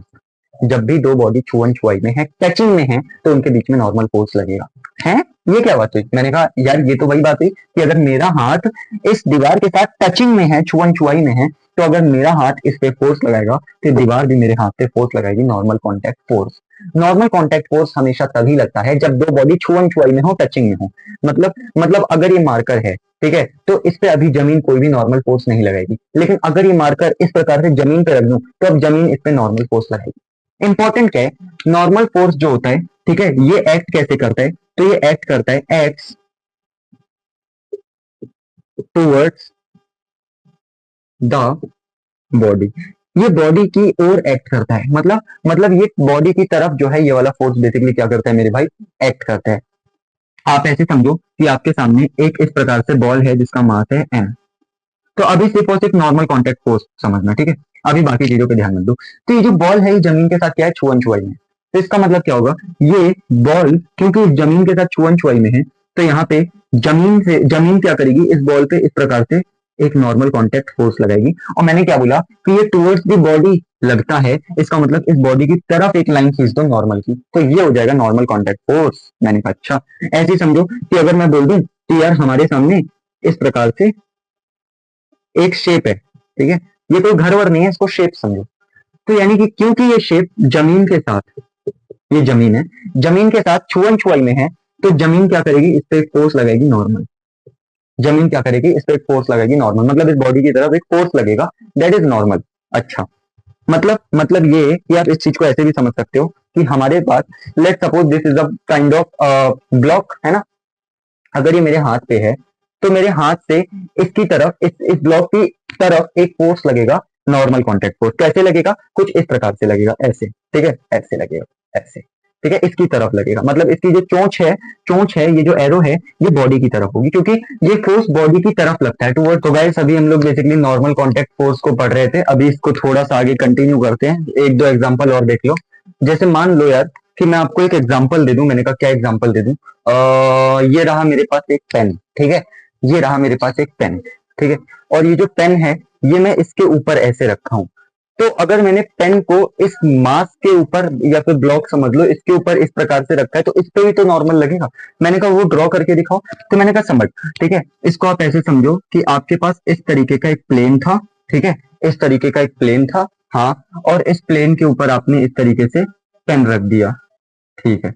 अब अगर आप इस पेन का फ्री बॉडी डायग्राम बनाओगे, किसका, इस पेन का, तो इस पे नॉर्मल लगेगा कुछ इस प्रकार से टुवर्ड्स द बॉडी, ठीक है, तो ये लग गया नॉर्मल, ये लग गया नॉर्मल टुवर्ड्स दी बॉडी इस पेन के ऊपर। ऐसे बहुत भतेड़ एग्जांपल है, ठीक है, और भी एग्जांपल लेना चाहते हो, मैंने कहा क्या, ले लो यार, कुछ भी ले लो, मैंने कहा समझ, ये इस प्रकार से ऊटपटांग सी बॉडी है जो जमीन पे है, तो यार ये बॉडी भी जमीन से टच में है, तो ये वाला पोर्शन टच में, तो इस पे लग जाएगा एक नॉर्मल, ठीक है, इस प्रकार से नॉर्मल लगेगा। तो आपको बेसिकली इन जनरल मैं एक ही चीज समझाने की कोशिश कर रहा हूं कि जो नॉर्मल कॉन्टैक्ट फोर्स होता है ये टुवर्ड्स द बॉडी लगता है, normal contact force towards the body लगता है, ठीक है, बस इतना ही है, और इसमें कुछ भी ध्यान नहीं रखना है, और वो तो मैंने आपको बता ही रखा था, नॉर्मल कॉन्टैक्ट फोर्स एक इलेक्ट्रोमैग्नेटिक है, लेकिन ये आपसे कोई भी नहीं पूछने वाला, ठीक है। चलो आगे बढ़ते हैं, अगला फोर्स के बारे में डिस्कस करते हैं। तो बेसिकली अब हम लोग बात करते हैं आगे, आगे क्या बात करते हैं, हमारा अगला फोर्स जो कि होने वाला है ग्रेविटेशन फोर्स। क्या होने वाला है मेरे भाई, ग्रेविटेशन फोर्स। और मैं पहले ही क्लियर कर दूं, ये ग्रेविटेशन नाम के चैप्टर में बहुत ही डेप्थ में हम इस चीज को पढ़ते हैं, तो अभी हमें बस अपने काम की चीजें पढ़नी है, बहुत बेसिक सी बातें बताऊंगा, उससे ज्यादा आपको कुछ दिमाग नहीं लगाना है, और आपसे कोई भी कंसेप्ट ऐसा नहीं होगा जो मिस हो जाएगा। मतलब बेसिकली आपको बस इतना याद रखना है जो अभी मैं बता दूं, क्योंकि बाकी चीजें हम पढ़ेंगे ग्रेविटेशन चैप्टर में। मैंने कहा क्या, मैंने कहा समझ यार, अगर मेरे पास कोई ब्लॉक है जिसका मास है m, ठीक है, ये इस प्रकार से मेरे भाई कोई ब्लॉक है जिसका मास है m, तो इस m मास के ब्लॉक के ऊपर, ठीक है, नीचे की ओर लगता है mg। ओके सर, लेकिन ये तो जमीन के साथ छुअन छुआई में भी है, तो ऊपर की ओर नॉर्मल भी लगना चाहिए। मैंने कहा एग्जैक्टली ऊपर की ओर नॉर्मल भी लगेगा, लेकिन अभी मैं सिर्फ और सिर्फ बात कर रहा हूँ ग्रेविटेशन की, तो अभी आप सिर्फ ग्रेविटेशन पे फोकस करो, जो पढ़ा रहे हैं बस उस पर ध्यान दो, ठीक है। सिमिलरली यार, अगर मैं बोल दूं कि इस प्रकार से आपके पास एक फुटबॉल है, ठीक है, फुटबॉल है, ठीक है, और जरूरी नहीं है कि वो जमीन पे ही हो, वो कहीं पे भी हो सकता है। मान लो कोई फुटबॉल है, हवा में तैर रहा है, ठीक है, एम मास का फुटबॉल है, हवा में तैर रहा है। मैंने कहा हाँ सर, तो इस पे भी नीचे की ओर लगेगा mg, मतलब कि ग्रेविटेशन फोर्स हमेशा क्या लगता है, नीचे की तरफ mg लगता है। नीचे की तरफ मतलब अर्थ के सेंटर की तरफ लगता है। बोले ये क्या बात हुई, मैंने कहा समझ, जैसे देख मेरे भाई, ये हो गया अर्थ, ठीक है, ये इसमें बहुत सारे कॉन्टिनेंट वगैरह हैं, तो ये हमारा अर्थ है बेसिकली। तो अगर अगर अगर इस पॉइंट पर मैं एक छोटा सा ब्लॉक रख दूं ऐसे, ठीक है, ये पॉइंट बना दिया ना, तो इस जगह पे अगर मैं छोटा सा एक ब्लॉक रख दूं, तो इस ब्लॉक पे नीचे की ओर लगेगा mg, ये मैंने लगा दिया mg, लेकिन ये mg कहाँ लगता है, ठीक है, इसको मैं ये अंदर वाले कॉन्टिनेंट को मिटा रहा हूं क्योंकि चीजें हमें अच्छे से समझनी है। तो इस वाले ब्लॉक पे नीचे की ओर लगेगा mg फोर्स, लेकिन ये mg लगेगा कहाँ मेरे भाई, तो आंसर है ये mg लगता है हमेशा अर्थ के सेंटर की ओर, ये अर्थ का सेंटर है, इधर की ओर लगेगा। अगर सर यहाँ पे ब्लॉक होगा तो मैंने कहा इधर से mg लग जाएगा, अगर यहां ब्लॉक होगा तो इधर mg लग जाएगा। मतलब mg जो होता है वो always towards the centre of the earth की ओर लगता है। तो इस ब्लॉक पे जो mg लगा था ये भी अर्थ के सेंटर की ओर ही लगा था, इस ब्लॉक पे जो mg लगा था वो भी अर्थ के सेंटर की ओर ही लगा था। मैंने कहा इतनी बात तो चलो मुझे क्लियर है, लेकिन क्योंकि क्योंकि अगर आप इतने पार्ट को जूम करोगे तो ये आपको ऐसा ही दिखेगा कि अर्थ है और ये एक छोटा सा मास रखा है, तो इस पे नीचे की ओर mg लगा, और ये नीचे की ओर हम लोग दिखाते हैं, बट एक्चुअल में हमें ये बात पता होना चाहिए, नीचे की ओर का ये मतलब नहीं है नीचे की ओर लग गया, नहीं, नीचे की ओर का मतलब है towards the centre of the earth लगा है। बोलो क्लियर है क्या इतनी बात। अब चलो आगे बढ़ते हैं। तो उम्मीद है अभी तक की चीजें आपको समझ में आ गई होंगी। ग्रेविटेशन के बारे में आप ज्यादा स्ट्रेस मत लो, ये हम ग्रेविटेशन नाम के चैप्टर में बहुत ही डेप्थ में समझने वाले हैं। मैंने कहा बस अभी तक मैंने दो चीजें बताई है कि अगर कोई बॉडी है, ठीक है, चाहे वो जमीन पर हो, चाहे वो हवा में तैर रही हो, चाहे वो कहीं पे भी हो, चाहे वो पानी में ही क्यों ना हो, तो उस पर हमेशा नीचे की ओर लगता है mg, नीचे की ओर लगता है मतलब अर्थ के सेंटर की ओर लगता है, ठीक है। अच्छा, तो हम इन जनरल अर्थ का हमेशा अर्थ इस प्रकार से बनाएंगे तो है नहीं, तो हम बेसिकली ऐसे बोलते हैं कि एक फ्लैट सरफेस है, क्योंकि अर्थ बहुत बड़ा है ना। अगर यहाँ एक बिंदु रख के आप रियल में एक्चुअल में देखोगे तो ये आपको कुछ ऐसा ही दिखेगा कि एक फ्लैट सा सरफेस है, ठीक है। तो mg हमेशा नीचे की ओर लगता है। फिर मैंने बताया कि अगर दो बॉडीज छुअन छुआई में है तो उनपे लगता है आपस में नॉर्मल। अच्छा, नॉर्मल फोर्स लगता है। इस चीज को ना, नॉर्मल वाले को आप ऐसे भी समझ सकते हो, जैसे मान लो कि एक पेन ये रहा, ठीक है, और एक पेन ये रहा, और दोनों पेन्स की चोंच आपने ऐसे लड़ा रखी है, ठीक है। ऐसे समझो कि ये रहा मेरे पास कहानी, कि एक पेन ये रहा, एक पेन ये रहा, दोनों की ऐसे चोंच लड़ाई है, तो ये दोनों भी तो आपस में छुअन छुआई में है। मैंने कहा एग्जैक्टली, तो इन पे भी तो नॉर्मल लगेगा। मैंने कहा हाँ, तो होगा क्या, इस वाले पेन के ऊपर, ठीक है, ये वाला पेन ऐसे नॉर्मल लगाएगा, और इस वाले पेन के ऊपर ये वाला पेन ऐसे नॉर्मल लगाएगा। इस वाले पेन के ऊपर टूवर्ड्स दी बॉडी नॉर्मल लगाए, देख इस वाले पेन की ओर किसी भी बॉडी की तरफ नॉर्मल लगता है, तो इसकी तरफ ये वाला नॉर्मल लगाए, ये वाला, ठीक है, और इस वाले पेन की तरफ ये वाला नॉर्मल लगाए। तो इस तरीके से नॉर्मल वॉर्मल को आप समझ सकते हो। अब बात करते हैं सवालों की, ठीक है, क्योंकि सवाल ही लास्ट में सबसे ज्यादा इंपॉर्टेंट होते हैं। मैंने कहा हाँ यार, ये बात तो तुमने करेक्ट कही है। तो चलिए, और बहुत ही ढंग से समझ में आ रहा होगा उम्मीद है, क्योंकि यार कोई भी चीज मैं छोड़ नहीं रहा हूँ, है ना। हर एक चीज, हर एक पॉइंट में कोशिश कर रहा हूँ आपको जल्दी से जल्दी बताने की, जिससे आपका टाइम जाया ना हो और मेरा भी टाइम जाया ना हो। तो थोड़ा फास्ट भी हमें चलना पड़ेगा, क्योंकि स्पीड भी मेंटेन करनी बहुत ज्यादा जरूरी है। तो पहले आपको अभी तक जो भी कुछ समझ आए एक बार रिवाइज कर लो, फिर आगे बढ़ते हैं। तो अब हमारा अगला टॉपिक है मेरे भाई, फ्री बॉडी डायग्राम। क्या बता रहा हूं मैं, free body diagram. Free body diagram, कि मेरे भाई फ्री बॉडी डायग्राम हम किस प्रकार से बनाते हैं। मैंने कहा समझ, फ्री बॉडी डायग्राम बनाना बहुत सिंपल है। अभी तक मैंने आपको दो फोर्सेस सिखाए हैं, एमजी और नॉर्मल, और आप उन दोनों की हेल्प से फ्री बॉडी डायग्राम बना सकते हो। बोले कैसे बना सकते हैं, थोड़ा सा एलोबरेट करो। मैंने कहा एलेबोरेट करना है क्या। मैंने कहा समझ, सबसे पहले बिल्कुल बेसिक से उठेंगे। अगर मेरे पास सर कोई मास एम है जो जमीन पे रखा है, मैंने कहा इसकी फ्री बॉडी डायग्राम बनाओ, ठीक है। तो मैं सवाल दे रहा हूं, सवाल है draw free body diagram, FBD, इसकी एफबीडी बनाओ। तो आप क्या बोलोगे, मास एम है तो सर हम फ्री बॉडी डायग्राम बहुत सिंपली बना लेंगे। मैंने कहा कैसे, where is my green pen, there is my pen. मैंने कहा समझ, सर ये तो बहुत सिंपल हो गया ना। मैंने कहा कैसे, सर देखो नीचे की ओर लगा दो एम जी। मैंने कहा चलो ठीक है, और ऊपर की ओर लगा दो नॉर्मल। मैंने कहा परफेक्ट, तो हो गया एमजी और नॉर्मल से फ्री बॉडी डायग्राम। मैंने कहा क्या, सर नॉर्मल देखो, क्योंकि जमीन के साथ चुअन चुआई में, तो टुवर्ड्स दी बॉडी लग गया नॉर्मल। मैंने कहा हाँ, और हमेशा नीचे की ओर एमजी लगता है, तो आपने बताई है। मैंने कहा बहुत शानदार यार, बहुत शानदार। चलो ठीक है, अगला सवाल करते हैं। अगला सवाल अगर मैं ऐसे दे दूं कि सर ये कोई एम मास का बॉडी है, जो नीचे भी दीवार से छुअन छुआई में है, और नीचे जमीन से और ऊपर दीवार दोनों से छुअन छुआई में, ठीक है। नॉर्मली जमीन को हम ऐसे रिप्रेजेंट कर देते हैं। तो इसकी एफबीडी बहुत सिंपली बना लेंगे क्या। मैंने कहा हाँ, तो जिसकी एफबीडी बनानी है सिर्फ उस पर फोकस करो, बाकी सबको भूल जाओ। तो अगर मैं इसकी एफबीडी साइड में बना के आपको दिखाऊं, तो आप क्या बोलोगे, सर देखो इस पे नीचे की ओर लग गया एमजी, लगा दो एमजी। हाँ सर, ये इस दीवार से छुअन छुआई में, तो ये दीवार इसकी तरफ नॉर्मल लगाएगा, तो इसकी तरफ इस प्रकार से नॉर्मल, क्योंकि नॉर्मल टुवर्ड्स दी बॉडी लगता है। सर ये जमीन से भी तो छुअन छुआई में। मैंने कहा हाँ, तो जमीन से भी तो इस पे नॉर्मल लगेगा। मैंने कहा एग्जैक्टली, तो इसको मैं बोल रहा हूँ नॉर्मल फ्रॉम दी ग्राउंड, और इसको मैं बोल रहा हूँ नॉर्मल फ्रॉम दी वॉल। तो ये हो गई मेरे भाई इसकी F P T, free body diagram. मैंने कहा और भी एग्जाम्पल्स हैं यार। एक सवाल चलो करते हैं इसी के ऊपर, ठीक है। सवाल बहुत बढ़िया सवाल है, रुको मैं पहले नोट कर लेता हूँ सवाल, ठीक है। आपका बेसिक फंडामेंटल वाला सवाल है। इसको यहाँ पे यहाँ रिमूव करके लिख देता हूँ, ठीक है। पहले मैं नोट कर लेता हूँ, चलो। जैसे मेरे भाई आप ये सवाल देखो, है क्या, यही सेम सवाल है, ये वाला एग्जांपल। मैंने बोल दिया 10 केजी का मास है, ठीक है। तो नॉर्मल फ्रॉम दी एनजी क्या है, normal from the ground, ground से जो नॉर्मल लग रहा है, और एनडब्ल्यू क्या है, जो वॉल से नॉर्मल लग रहा है। इनकी वैल्यूज आपको बतानी है, तो देखो कैसे करेंगे, ठीक है। वैसे तो आप आई थिंक बता ही लोगे, ऐसे कोई प्रॉब्लम नहीं है। इसमें शायद एक और फोर्स मैं लगा दूं, तब ये थोड़ा सा बढ़िया सवाल बनेगा, ठीक है। एक काम कर लो, यहां से एक फोर्स और लगा दो, वरना ये सॉल्व ही नहीं होगा। आपको कैसे पता, अरे बता देंगे यार क्या। देखो ये सवाल है आपके पास, normal from the ground, normal from the wall, इन दोनों की वैल्यू बतानी है, ठीक है। चलो मैं थोड़ा सा आपको स्पेस दे रहा हूँ, थोड़ा सा स्क्रीन की तब तक सेटअप कर रहा हूँ, और तब तक क्वेश्चन सॉल्व करने की कोशिश करो, ठीक है। चलिए ठीक है, आइए। मैं आपको बताता हूँ, हो गया होगा आपसे आएगा ये सवाल। देखिए हमारे पास इस प्रकार से सर क्या है, मास है 10 kg का, ठीक है 10 kg का मास है।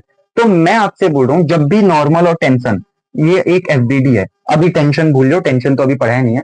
तो जब भी नॉर्मल कांटेक्ट फोर्स आपसे किसी भी सवाल में मैं पूछूं, तो उस केस में आपको एक ही काम करना है, और वो है फ्री बॉडी डायग्राम। क्या बोला, जब भी नॉर्मल फोर्स आपसे निकालने को बोले तो एफबीडी बना लो, आपका क्वेश्चन सॉल्व हो जाएगा। कैसे समझना, ये 10 kg का मास है तो नीचे लगेगा mg, mg कितना हो जाएगा 100। क्यों, क्योंकि सर जो mg होता है ना, इसमें g होता है basically acceleration due to gravity, और ये चीज आपने और आपको ऑलरेडी पता होगी, जिसकी वैल्यू होती है वैसे तो 9.8 अप्रोक्स वैल्यू है, लेकिन हम इसके साथ और अप्रोक्सीमेशन खेल लेते हैं और हम इसको 10 बोल देते हैं।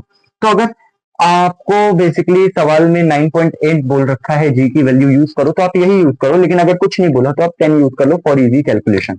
तो मेरे भाई समझियो, अभी वेयर इज माई, हाँ चलो इसको मैं मिटा रहा हूं, ठीक है।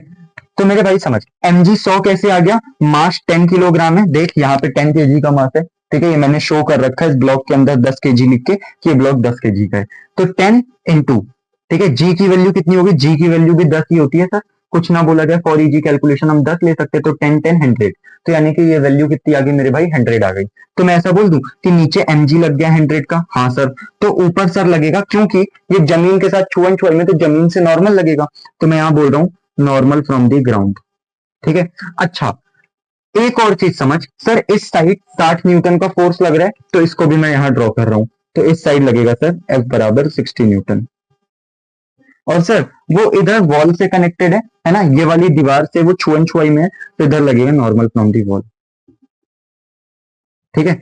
अच्छा तो यानी कि 60 बराबर NW, देखना आगे वाला फोर्स बराबर पीछे वाला फोर्स, दाएं वाला फोर्स बराबर बाएं वाला फोर्स, क्योंकि सिस्टम हमारा इक्विलिब्रियम में है। तो आप बोल दो कि सर 60 बराबर हो जाएगा नॉर्मल फ्रॉम दी वॉल के, और यहां से देखो नीचे लग रहा है mg, ऊपर लग रहा है नॉर्मल, नॉर्मल और mg भी आपस में बराबर हो जाएंगे, ऊपर वाला फोर्स बराबर नीचे वाला फोर्स। लेकिन ऐसा तब होगा अगर मैं यहां मेंशन कर दूं, यहां पे इफ सिस्टम जो है वो आपका इक्विलिब्रियम में है, अगर आपका सिस्टम इक्विलिब्रियम में है तब आप ऐसा करोगे। बोलो इतना क्लियर हुआ क्या, नोट कर लो, फिर हम अगला फोर्स पढ़ते हैं जिसको बोला जाएगा टेंशन फोर्स, नोट करो इसे, चलो। तो नेक्स्ट आता है मेरे भाई हमारे पास टेंशन। तो क्या होता है ये टेंशन, बेसिकली अब हम लोग ये देखते हैं यार टेंशन फोर्स किसे बोलते हैं। टेंशन फोर्स हमें इतना पता है कि ये वो वाला टेंशन नहीं है जो हमें पढ़ाई के दौरान होता है या किसी लाइफ में किसी दूसरे इशू से टेंशन होता है, ये कोई दूसरा टेंशन फोर्स है। तो क्या होता है टेंशन फोर्स, अब हम लोग मेरे भाई इस चीज को देखते हैं। मैंने कहा ठीक है चलो, ठीक है, इसको मैं थोड़ा सा सेटअप कर दूं, ओके नाउ समझना यार टेंशन फोर्स क्या होता है, इस चीज को बहुत प्यार से समझेंगे। मैंने कहा समझ, टेन, रुको जरा मैं इसमें इंक भर दूं यार। तो अब हम लोग अपना next type of force start करते हैं, और थोड़ा सा मैं स्क्रीन सेटअप कर दूं यार। ये मैंने, हाँ। तो यार अब हमारा अगला जो फोर्स है वो है टेंशन फोर्स। क्या है मेरे भाई, टेंशन फोर्स। तो मैं यहाँ पहले मेंशन कर देता हूँ टेंशन फोर्स, ठीक है। हाँ तो टेंशन फोर्स क्या होता है, इस चीज को बहुत ढंग से समझते हैं, ठीक है। आई होप मार्कर दिख रहा हो, एक्चुअल में है क्या ना, मार्कर में इंक भर देता हूँ, फिर भी यार इसमें इंक हमेशा फुल रहती है, फिर भी कोई पता नहीं क्या इशू है, बट चलो ठीक है मैं इसको भी रिजोल्व कर दूंगा। तो अभी आप समझो टेंशन फोर्स, ठीक है। टेंशन फोर्स जो होता है इसके बारे में कुछ इंपॉर्टेंट पॉइंट्स आपको पता होने चाहिए। जैसे सबसे पहला पॉइंट आपको ये पता होना चाहिए कि सर ये जो फोर्स होता है ये पुलिंग नेचर का होता है। कैसा होता है, पुलिंग नेचर का होता है। अच्छा पुलिंग नेचर का मतलब क्या होता है, किसी बॉडी से दूर लगता है, धक्का देना मतलब पुश, हटना मतलब पुल। तो पुलिंग नेचर होने का मतलब किसी बॉडी से अवे लगता है ये फोर्स, ठीक है। ये कैसे एक्ट करता है, act away from the body, मतलब ये बॉडी से अवे एक्ट करता है टेंशन फोर्स। इस चीज को आप ऐसे समझ सकते हो। अच्छा एक और बात, अवे फ्रॉम द बॉडी तो लगता ही है, लेकिन साथ में अलोंग द स्ट्रिंग लगता है।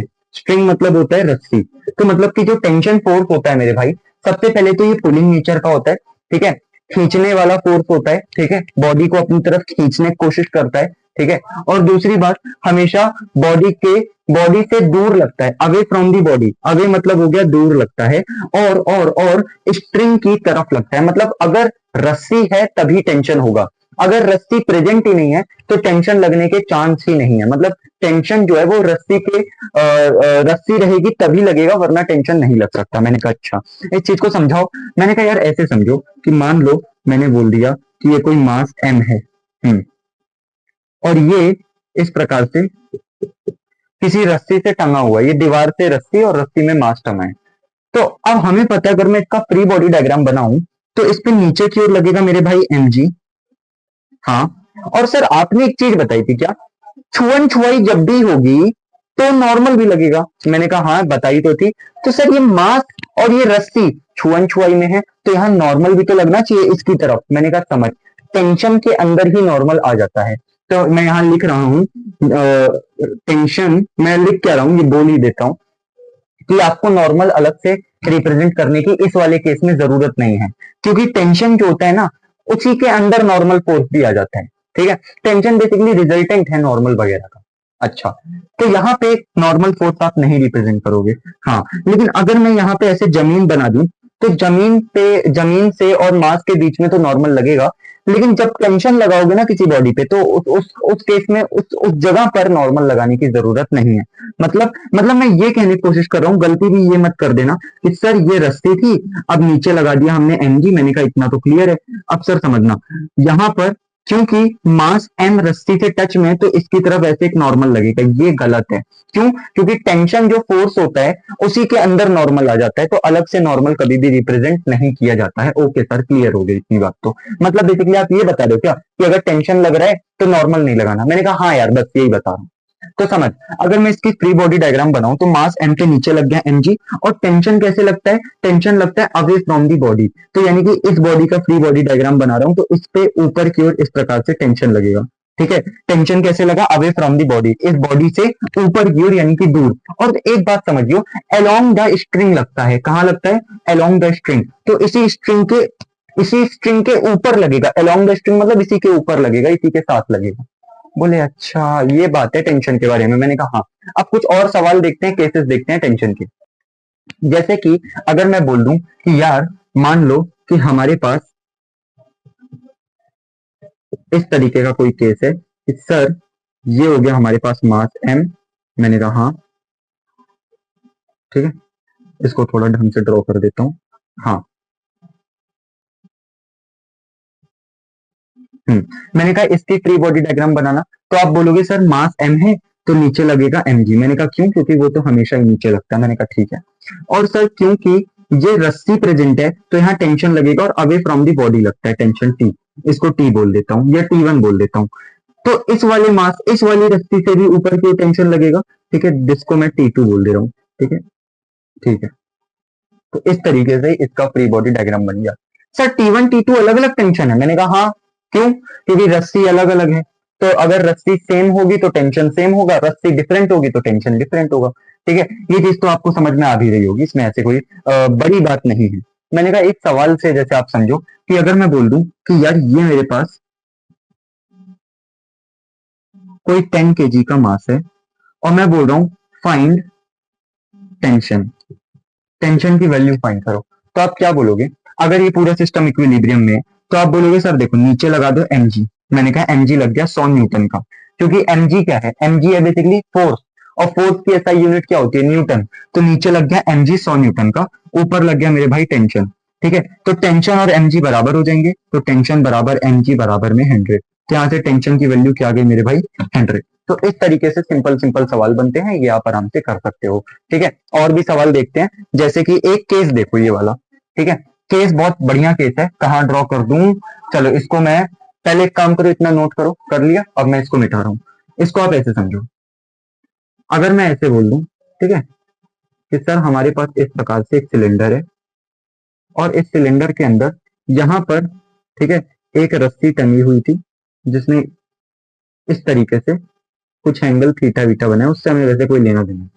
तो मैंने कहा इसकी फ्री बॉडी डायग्राम बनाओ, तो आप बोलोगे किसकी किसकी किसकी? इस बॉल की, ये जो बॉल है ना इस बॉल की फ्री बॉडी डायग्राम बनाओ। तो आप बोलोगे ये बॉल है, इसको मैं साइड में बना देता हूँ।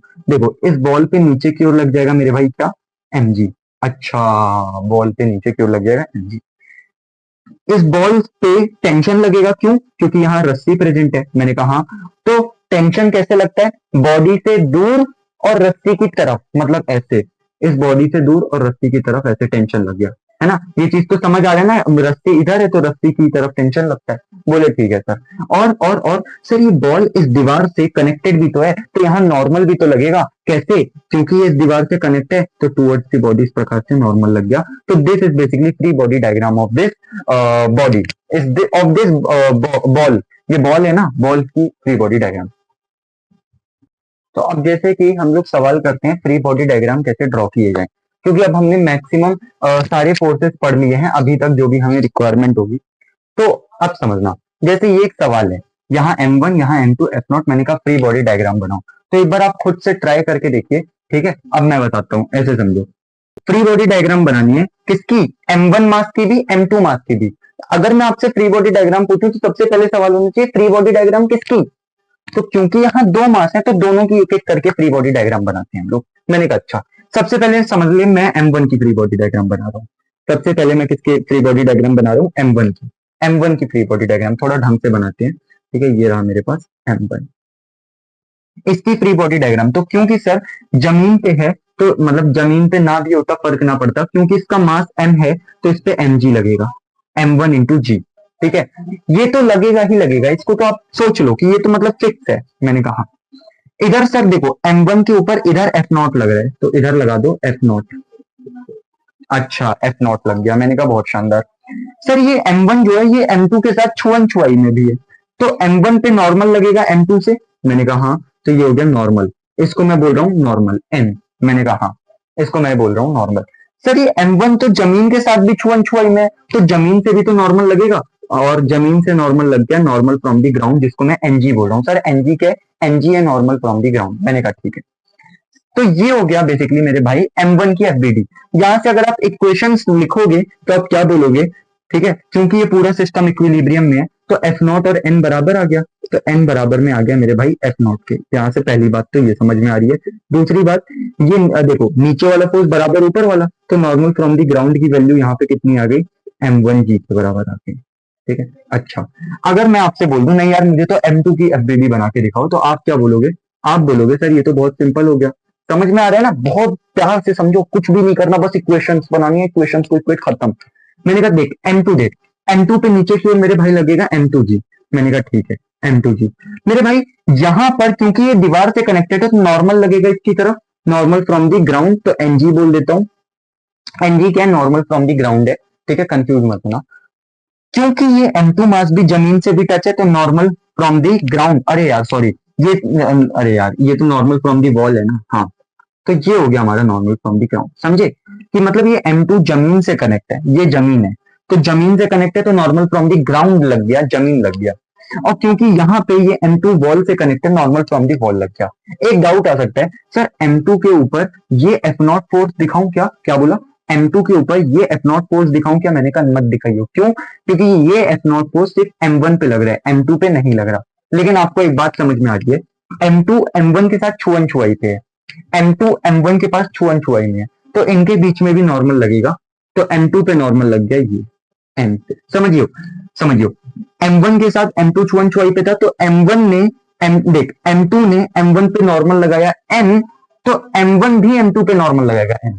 मतलब अगर A ने B पे फोर्स लगाया F, तो B भी A पे फोर्स लगाएगा F। यही तो था third law of motion. Third law of motion क्या बोलता है, every action has an equal and opposite reaction at the same time and of same nature.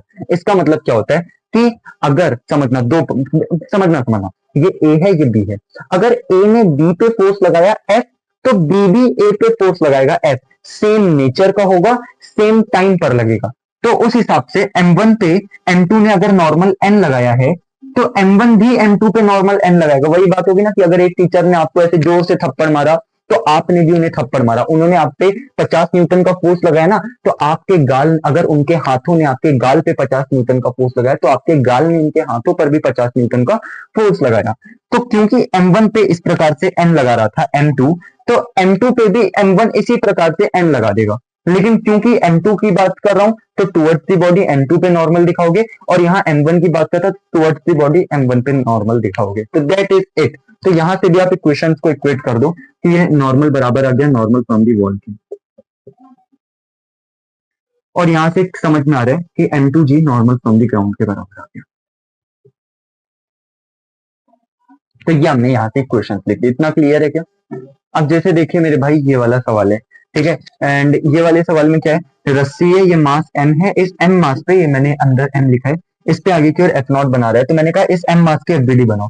तो आप अलग से बना दो, कोई दिक्कत नहीं है, नहीं तो आप यहीं पे बना दो यार। तो आप बोलोगे देखो m मास है, आगे लग गया F0, नीचे लगेगा क्योंकि मास m है तो mg लग जाएगा। मैंने कहा हाँ। और सर रस्सी से रस्सी है तो यहाँ टेंशन भी लगेगा, और टेंशन इस बॉडी से अवे लगेगा क्योंकि टेंशन जो होता है वो पुलिंग नेचर का होता है। तो यहाँ पे इस प्रकार से ऐसे मैं टेंशन भी रिप्रेजेंट कर दूंगा इस प्रकार। तो ये मैंने बना लिया इस बॉडी की क्या मेरे भाई, FBD। तो बस अभी आप इतना ही ध्यान रखो, ठीक है। कंपोनेंट वगैरह भी लेते हैं इन फोर्सेस के, तो वो भी हम देखेंगे, बट अभी इतना तो समझ लो। अब आगे बढ़ते हैं। तो ये वाला एग्जाम्पल लेते हैं, केक वाला एग्जाम्पल। यार मुझे क्या लग रहा है ना, ये मैंने बहुत छोटा बना दिया यार, थोड़ा बड़ा बनाओ ना यार, क्योंकि बच्चे देख रहे हैं तो बड़ा बनाओ यार। चलो अब बनाते हैं बड़ा।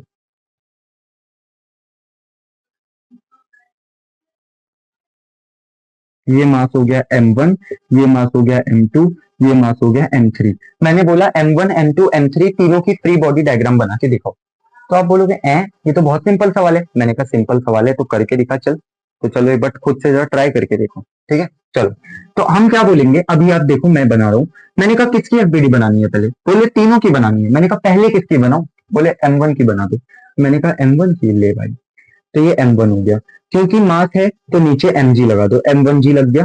क्योंकि M2 के साथ छुअन छुआई में तो ऊपर लग गया नॉर्मल, और नॉर्मल कहां से लग गया, इसको मैं N1 बोल दे रहा हूं। N1 कौन सा नॉर्मल है, जो M2 ने M1 के ऊपर लगाया। क्या बोल रहा हूं, M2 ने M1 की तरफ एक नॉर्मल फोर्स लगाया जिसको मैं N1 बोल रहा हूं। तो ये हो गया हमारे पास। बोले ठीक है सर। तो यहां से मुझे क्या समझ में आ रहा है, मुझे समझ में आ रहा है N1 जो होगा वो M1G के बराबर होगा। मैंने कहा बहुत शानदार यार, ये तो तुमने बहुत ही बढ़िया बात कर दी। M2 की अगर मैं फ्री बॉडी डायग्राम बनाऊं, ठीक है, M2 वाले मास की, तो ये रहा मेरा M2 वाला मास, ठीक है, ये बीच वाला मास, ये बीच वाला मास ये। तो M2 क्या है, M2 है तो नीचे M2G लगेगा, ठीक है, M2G लगेगा, ये तो लगना ही लगना है। और ये M3 के साथ छुअन छुआई में है, तो यहाँ पे लग जाएगा टुवर्ड्स दी बॉडी नॉर्मल, ठीक है। नॉर्मल कहां से, नॉर्मल कहां कौन लगाएगा, M3 लगाएगा, तो इसको मैं N2 बोल दे रहा हूँ, ठीक है। अच्छा, और एक चीज समझियो, अगर M2 ने M1 पे ऊपर नॉर्मल लगाया था N1, तो M1 भी तो M2 पे नॉर्मल लगाएगा N1। मैंने कहा हाँ, तो यहाँ एक N1 नॉर्मल भी आ जाएगा। इस चीज में कभी कंफ्यूज मत होना N1 और N2 में, क्योंकि ये बहुत सिंपल चीज है। क्यों, क्या समझना, M1 की जब आप FBD बना रहे थे तो नीचे लगा था M1G। मैंने कहा हाँ। M2 जो था वो इसके ऊपर एक नॉर्मल फोर्स लगा रहा था जिसको आपने नाम दिया था N1, ठीक है। तो जब आप M2 की FBD बनाओगे तो नीचे लगेगा M2G। बोले हाँ। तो देख, M2 ने M1, ये नीचे वाले ने ऊपर वाले पे N1 अगर फोर्स लगाया, तो ऊपर वाला भी नीचे वाले पे N1 फोर्स ही लगाएगा, वही सेम फोर्स लगाएगा, तो उसको भी वही सेम नाम मिलेगा। तो यानी कि M1 भी M2 पे वही सेम फोर्स लगाएगा N1। मैंने कहा हाँ। अब एक और बात मैंने यहां नोटिस की कि M2 मास M3 के साथ छुअन छुआई में, तो M3 भी इस पे फोर्स लगाएगा जिसको मैंने N2 बोल दिया, छुअन छुआई वाला फोर्स, ठीक है। अच्छा, तो आई गेस इतना, और तो इस पे कोई फोर्स लगेगा नहीं बीच वाले पे। बीच वाला इसके साथ छुअन छुआई में था, इसने फोर्स लगाया, ऊपर वाले के साथ था, ऊपर वाले ने लगाया नीचे M2 तो इक्वेट कर दो, ऊपर वाला फोर्स बराबर नीचे वाला फोर्स। तो आप बोलोगे N2 बराबर हो जाएगा M2G प्लस का N1। क्यों, क्योंकि ये दोनों फोर्स नीचे लग रहे हैं तो नीचे सेम डायरेक्शन में ऐड हो जाएंगे, और ये ऊपर लग रहा था तो ये दोनों बराबर आ गए, ठीक है। अच्छा, कोई बोले नहीं सर ये M3 का फ्री बॉडी डायग्राम बनाओ। मैंने कहा M3 का, तो ले भाई M3 का भी बना ले, क्या दिक्कत है। तो M3 पे नीचे लग जाएगा M3 इंटू में G। अब M3 जो है वो M2 से कनेक्टेड है। अब समझना, M2 पर M3 ने फोर्स लगाया था N2, तो M2 भी M3 पे फोर्स लगाएगा N2, मतलब इस पे फोर्स लग जाएगा N2, ठीक है। अरे भैया, ये नीचे वाले ने ऊपर वाले पे N2 फोर्स लगाया था, तो ऊपर वाला भी नीचे वाले पे N2 फोर्स लगाएगा। मैंने कहा हाँ। इतना क्लियर हो रहा है, मैंने कहा हाँ, चलो ठीक है।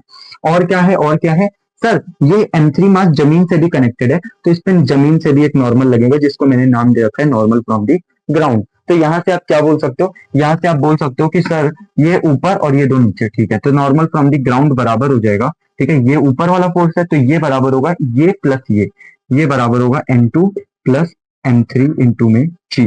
तो उम्मीद है ये फंडामेंटल भी आपको क्लियर हो गया, ये सवाल भी आपको क्लियर हो गया। तो यहाँ से बहुत सारी क्वेश्चंस बनी है, ये बन गई, ये बन गई, ठीक है, ये बन गई, है ना। तो इस तरीके से चीजें सॉल्व होंगी। समझ में आया? आगे बढ़ते हैं। तो मेरे भाई अब आगे बढ़ते हैं। जैसे अगर मैं आपको एक सवाल दूं, मैंने कहा क्या सवाल दूं, मैंने कहा समझो, मान लेते हैं सर कि एक मास ऐसे है और एक मास ऐसे है।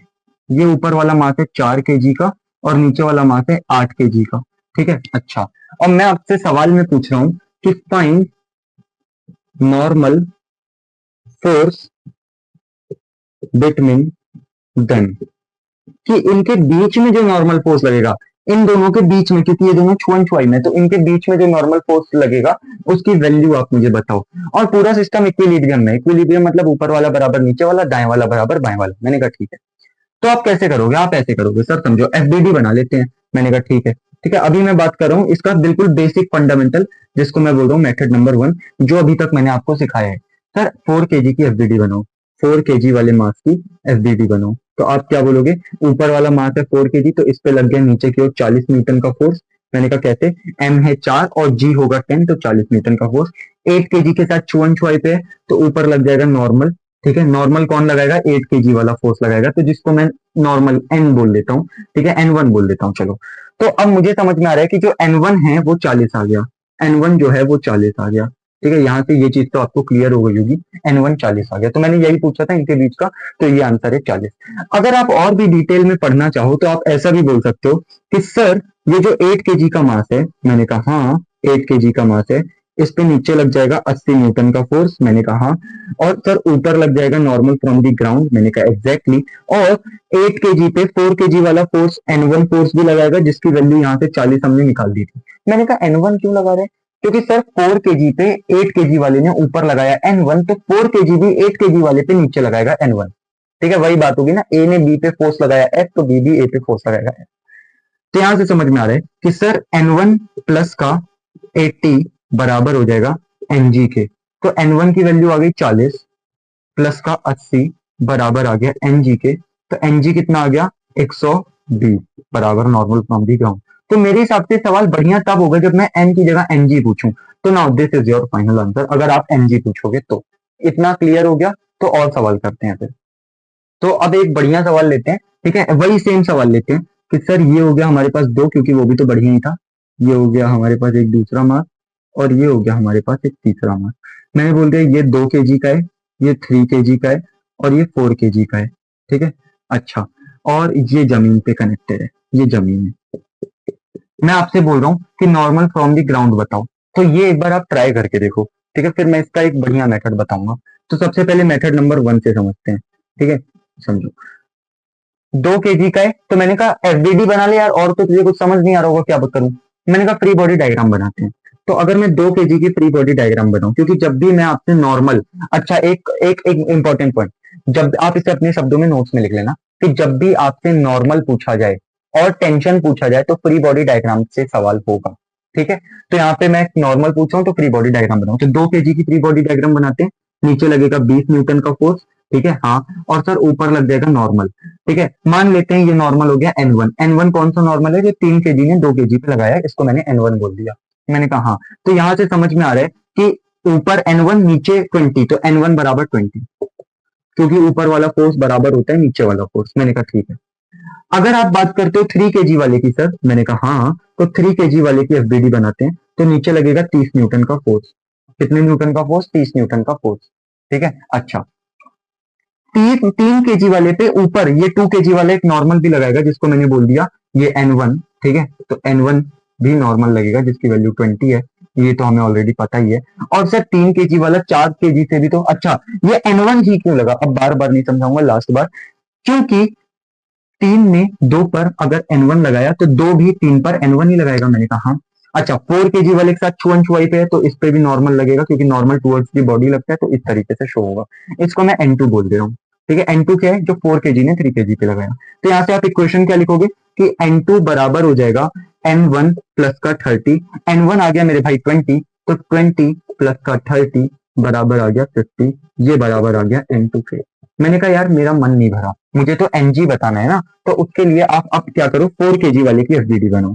तो जैसे ही मेरे भाई आप 4 kg वाले की एफडीडी बनाओगे, तो आप बोलोगे नीचे लगेगा सर 40 न्यूटन का फोर्स, ऊपर लगेगा आपके पास नॉर्मल फ्रॉम दी ग्राउंड। ठीक है, मैं एनजी ही तो पूछ रहा हूँ, नॉर्मल फ्रॉम दी ग्राउंड। और इधर से सर लगेगा 3 kg वाला इसके ऊपर नॉर्मल लगाएगा, क्योंकि 3 kg वाले के साथ छुअन छुआई में, तो 3 kg वाला इस पे N2 नॉर्मल लगाएगा, क्योंकि इसने 3 kg वाले पे N2 लगाया था, तो 3 kg वाला भी इस पे N2 लगाएगा। उम्मीद है ये चीज क्लियर हो गई होगी। तो देखना यहाँ पे N2 प्लस का 40 बराबर Ng हो जाएगा, क्योंकि दोनों नीचे वाले फोर्स हैं, तो वो ऊपर वाले फोर्स के बराबर हो जाएंगे, क्योंकि सिस्टम इक्विलिब्रियम में है। मैंने कहा इक्विलिब्रियम मतलब, इक्विलिब्रियम मतलब ये मूव नहीं कर रहा है, रेस्ट पे है। ठीक है, ऊपर वाला फोर्स बराबर नीचे वाला। बट इक्विलिब्रियम का ये मतलब नहीं होता है रेस्ट पे। इक्विलिब्रियम का मतलब होता है एक्सेलरेशन जीरो है अभी के लिए। ठीक है, हमारे लिए अभी समझने के लिए हम ऐसा बोल सकते हैं, इक्विलिब्रियम मतलब बॉडी जो है उसका एक्सेलरेशन जीरो है। अबे यार रेस्ट पे तो एक्सेलरेशन तो जीरो होगा, मैंने कहा। तो यार अब समझिए, इक्विलिब्रियम पे था तो मैंने क्या बोला, N2 प्लस का 40 बराबर में Ng। तो N2 की वैल्यू कितनी आ गई मेरे भाई, 50। तो 50 प्लस का 40 बराबर में Ng, तो Ng की वैल्यू आ गई 90।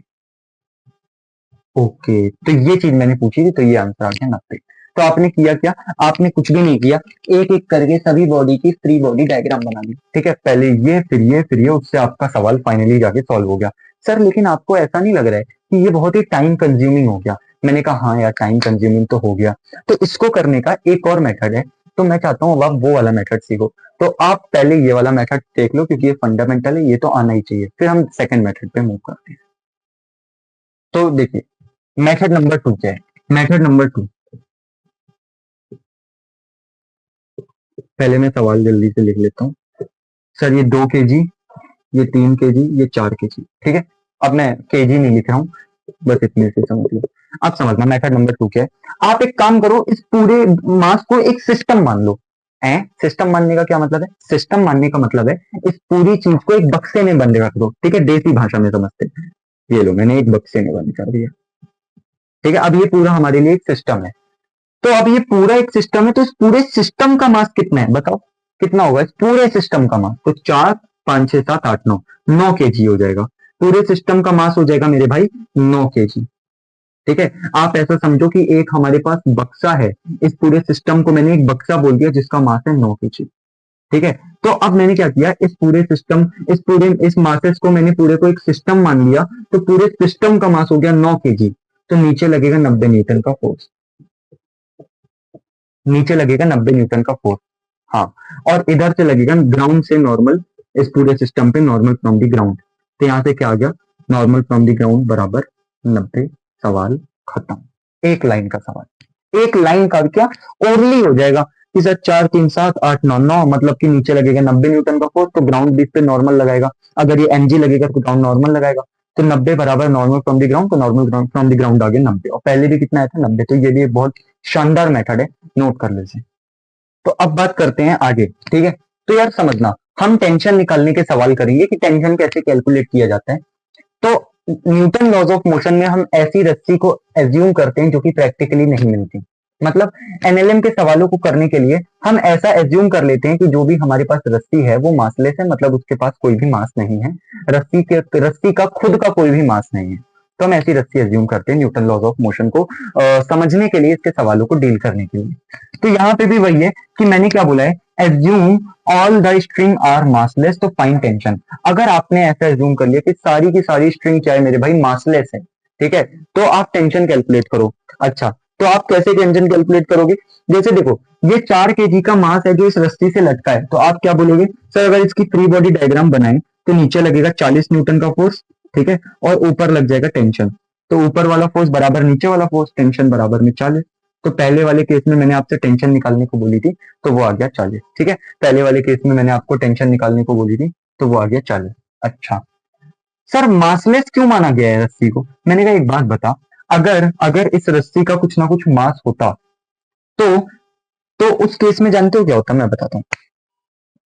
तो यहाँ mg 40 लगता, लेकिन यार इसका भी तो कुछ मास है, तो उसका भी mg नीचे लगता, तो बड़ा पंगा हो जाता। तो हमने ऐसे एज्यूम कर लिया कि ये जो स्ट्रिंग है ये मासलेस है।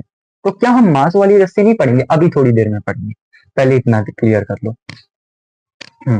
इस चीज को ऐसे समझ सकते हैं ना हम कि अगर मेरे पास एक रस्सी है, मेरे पास एक रस्सी है, उस पे कोई ऐसे मास एम टंगा हुआ है, ठीक है, इस प्रकार से। तो अगर मैं रस्सी को ऐसे पकड़ूं तो वो जो मास है वो नीचे की ओर एमजी लगाएगा, तो वो जितना नीचे की ओर खींचेगा मास, उतना ही मुझे रस्सी से ऊपर की ओर एक फोर्स लगाना पड़ेगा। तो टेंशन कितना लगेगा, जितना ये मास पावर से नीचे की ओर, जितना भारी मास होगा उतना ही टेंशन लगेगा, है ना, जितना भारी मास होगा उतना ही टेंशन लगेगा। इस चीज को ऐसे समझ सकते हैं हम लोग, है ना। मेरे पास एक रस्सी है, रुको मैं दिखाता हूँ। जैसे ये देखो, है ना। अब जैसे मान लो मेरे भाई, यहां पर मैं एक मास टांग दूं इस प्रकार से, ये मेरा हाथ एक मास है जो इसके ऊपर है, और मेरा हाथ मान लेते हैं ये 5 kg का है, तो नीचे लगेगा 50 न्यूटन का फोर्स। तो अगर मैं इसको 50 न्यूटन की फोर्स से ऐसे खींचू, पूरी जान लगा के ऐसे देखो, ये भाई साहब, तो अगर मैं इसको नीचे खींच रहा हूँ 50 न्यूटन से, तो रस्सी भी टाइट हो गई है। रस्सी टाइट होने का क्या मतलब है, रस्सी भी ऊपर की ओर फोर्स लगा रही है, जिसको मैं टेंशन बोल रहा हूँ। ओ मेरे भाई, ये टेंशन कितना होगा, तो जितनी ताकत से आप अपने हाथ से इस मास को नीचे की ओर खींचोगे, तो रस्सी भी उतनी ताकत से ऊपर की ओर खींच रही है, तभी ये मास अलग नहीं हो रहा है। इसका मतलब है इस वाले केस में हम ऐसा बोल सकते हैं कि सर नीचे mg जितना लग रहा है, ऊपर रस्सी टेंशन भी उतना ही लगा रही है। तो ये इसका एक बढ़िया एग्जांपल होगा। उम्मीद है आपको समझ में आ गया होगा। तो अगर आपको समझ में आ गया तो अब हम लोग थोड़ा सा आगे बढ़ते हैं। मेरी ब्राइटनेस बड़ी स्लो हो गई है, इसको थोड़ा फास्ट करता हूँ। ठीक, अब जैसे मेरे भाई सेकंड सवाल है, मार्कर कहाँ रख दिया, ये था। जैसे मेरे भाई सेकंड सवाल को आप देखो, तो मैंने कहा समझ, यहाँ पे सर एक बात बताओ, यहाँ टेंशन T1 T2 T3 कैसे। मैंने कहा क्योंकि रस्सी अलग अलग है, ये अलग रस्सी है, ये अलग रस्सी है, अलग रस्सी है। तो वो बोल रहे T1 T2 T3 की वैल्यू बताओ। तो आप क्या बोलोगे, अरे सर वही वाला मेथड लगाते हैं ना, पूरे सिस्टम को मान लेते हैं, पूरे पूरे सिस्टम, पूरे बेसिकली मासेस को एक सिस्टम मान लेते हैं। ठीक है, तो आप बोलोगे अगर मैं इस पूरे को एक सिस्टम मान लूं, ठीक है, वैसे आप सिंगल एफबीडी बना के भी कर सकते हो कि आप एक एक का फ्री बॉडी डायग्राम बनाओ, वहां से भी सॉल्व हो जाएगा।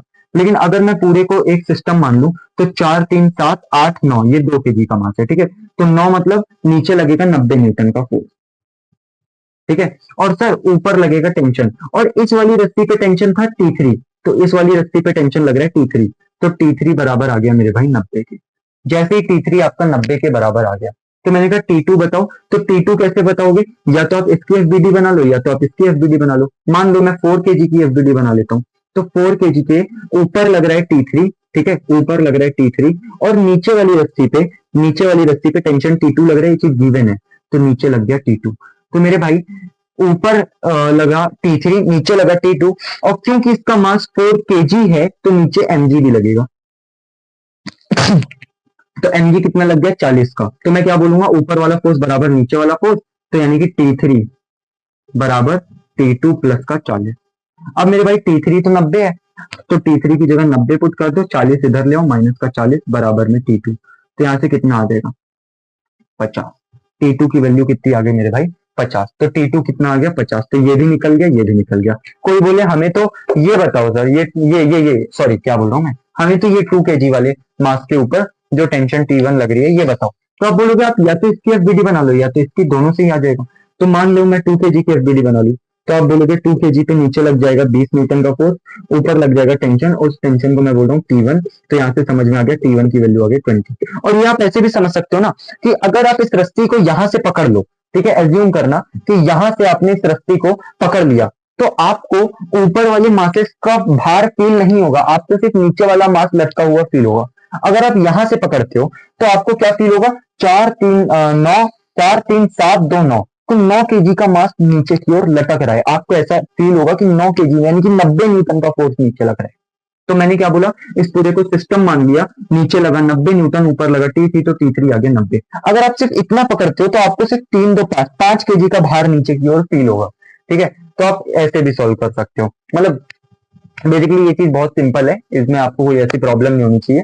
तो उम्मीद है आपको ये वाला सवाल समझ में आ गया। अब आगे बढ़ते हैं। तो मेरे भाई ये वाला सवाल मैं आपको खुद से करने को बोल रहा हूँ, डू इट बाय योरसेल्फ। क्या है कि ये 2 kg का मास है, ये 5 kg का मास है, तो यहाँ टेंशन T1 और यहाँ टेंशन T2 आपको कैलकुलेट करनी है। T1 क्या है, इस रस्सी पे टेंशन, T2 क्या है, इस रस्सी पे टेंशन, तो ये आपको कैलकुलेट करना है, तो ये आप खुद करना, ठीक है। अब आगे बढ़ते हैं। तो अभी तक हम बहुत मासलेस के साथ खेल लिया। अब हम जो रस्सी एज्यूम करने जा रहे हैं वो मास वाली रस्सी है। मैंने कहा अगर अगर अगर अगर मैंने बोल दिया कि जो स्प्रिंग है इसका मास है 10 kg। इसका मतलब ये जो मास 10 kg का मास है ना, ये जो ब्लॉक है इसका मास भी 10 kg है। ठीक है, उम्मीद है आपको समझ में आ रहा हो। ये ब्लॉक के नीचे 10 लिखा तो ये 10 kg का ब्लॉक है, और ये रस्सी भी 10 kg की है। तो अगर ये रस्सी 10 kg की है तो आप मुझे इस रस्सी पे टेंशन बताओ, कहाँ पे, ए पे, बी पे और सी पे। तो उम्मीद है आपको ये चीज बहुत सिंपली तरीके से समझ में आ रही होगी कि सर अगर समझना आप बोलो टेंशन एट सी कितना होगा, टेंशन एट सी कितना होगा। तो मैंने कहा ये तो बहुत सिंपल तरीके से आप बता सकते हो, सी पॉइंट पे टेंशन क्या होगा।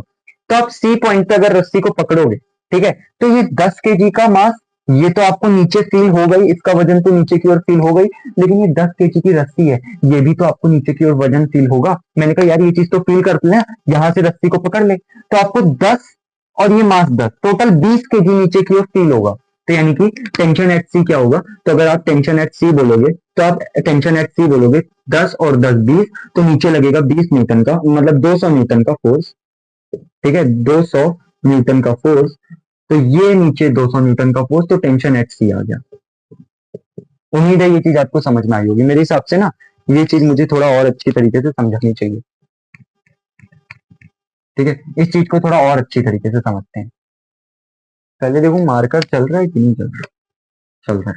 हाँ, तो टेंशन एट सी क्या होगा, तो यार फील करना है यार, अब हर एक चीज ड्रॉ करके थोड़ी ना बताएंगे कि अगर आप रस्सी को यहां से पकड़ोगे तो 10 kg तो ये है, और 10 kg की रस्सी है, टोटल 20 kg का फोर्स नीचे की ओर आपको फील होगा, 20 kg का मास नीचे हुए लटका फील होगा। आपको कितना मास लटका हुआ फील होगा, 20 kg का, तो 10 और 10 20, यानी कि नीचे की ओर लग जाएगा, टेंशन एट सी आ जाएगा 200 न्यूटन का।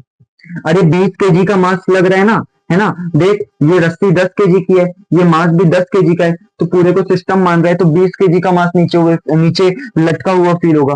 20 kg के ऊपर mg कितना लग जाएगा, 200 न्यूटन का। ऊपर क्या लग जाएगा, नीचे mg लगेगा, और ऊपर क्या लग जाएगा, टेंशन। नॉर्मल तो लगेगा नहीं क्योंकि हवा में लटका है। मैंने कहा हाँ, तो टेंशन बराबर में आ गया 200, तो वही तो बोल रहा हूँ, टेंशन एट सी कितना आ गया मेरे भाई, 200 आ गया। अच्छा, समझ में तो आ रहा है सर थोड़ा थोड़ा। मैंने कहा हाँ। अब अगर मैं बात करूं मेरे भाई, टेंशन एट बी बताओ कितना होगा, तो आप क्या बोलोगे, बी पे। तो अगर आप बी पॉइंट पे रस्सी पकड़ लो तो आपको ये 10 kg का मास नीचे लटका हुआ फील होगा, और ये बी पॉइंट क्योंकि इसके मिड पॉइंट पे, तो पूरी रस्सी 10 kg की है, तो आधी रस्सी 5 kg की होगी। तो आपको टोटल जब आप यहाँ पकड़ोगे 10 और 5 15 kg का मास फील होगा, तो 15 kg का मास फील होगा। तो आप समझना 15 kg का मास है, मैंने कहा हाँ, तो उसके नीचे की ओर लगेगा mg, दैट इज 150, ऊपर लगेगा टेंशन, तो यानी कि टेंशन एट बी आ जाएगा 150। ठीक है, ये रही हमारी आधी रस्सी, और ये रहा हमारा 10 kg का मास। तो रस्सी है 5 kg की, तो ओवरऑल मास कितना हो गया मेरे भाई, 15 kg। तो नीचे की ओर लग गया 150 न्यूटन का फोर्स, और बी पॉइंट पे टेंशन हो जाएगा ये टेंशन एट बी, तो टेंशन एट बी कितना आ गया, 150। ठीक है, उम्मीद है ये चीज आपको क्लियर हो गई। अच्छा, सिमिलरली मेरे भाई अगर मैं आपसे बोलूं टेंशन एट ए बताओ, तो टेंशन एट ए क्या बोलोगे आप, सर ए पॉइंट पे जब मैं रस्सी को पकड़ूंगा तो सिर्फ मुझे 10 kg का मास नीचे लटका हुआ फील होगा, तो यानी कि 10 kg के ऊपर जो फोर्स लगेगा mg, दैट इज 100 न्यूटन, वही टेंशन के बराबर हो जाएगा। उम्मीद है ये चीज आपको क्लियर हो गई होगी। तो ये सवाल आप नोट कर लो। तो जैसे ये सवाल देखिए, यहाँ पर एक 10 kg का मास, एक 5 kg का मास लटका हुआ है, ये ए पॉइंट, ये बी, ये सी, इस रस्सी का मिड पॉइंट, ये डी, ये ई, ये एफ, और ई क्या है, इस रस्सी का मिड पॉइंट। तो बेसिकली मैं क्या बोल रहा हूँ, A B C D E F, इन सारे पॉइंट पे आप मुझे टेंशन बताओ। है क्या कि नीचे वाली रस्सी जो है वो 10 kg की है, ऊपर वाली रस्सी मासलेस है, मतलब ऊपर वाली रस्सी का कोई मास नहीं है, लेकिन नीचे वाली रस्सी का मास है 10 kg। अच्छा, तो आप मुझे इन सारे पॉइंट पे क्या बताओ, बेसिकली फ्री बॉडी डायग्राम बनाकर दिखाओ। ठीक है, अच्छा ओके, फ्री बॉडी डायग्राम बना के दिखाओ। तो आप क्या बोलोगे, आप बोलोगे यार सर समझना, सॉल्यूशन देखते हैं।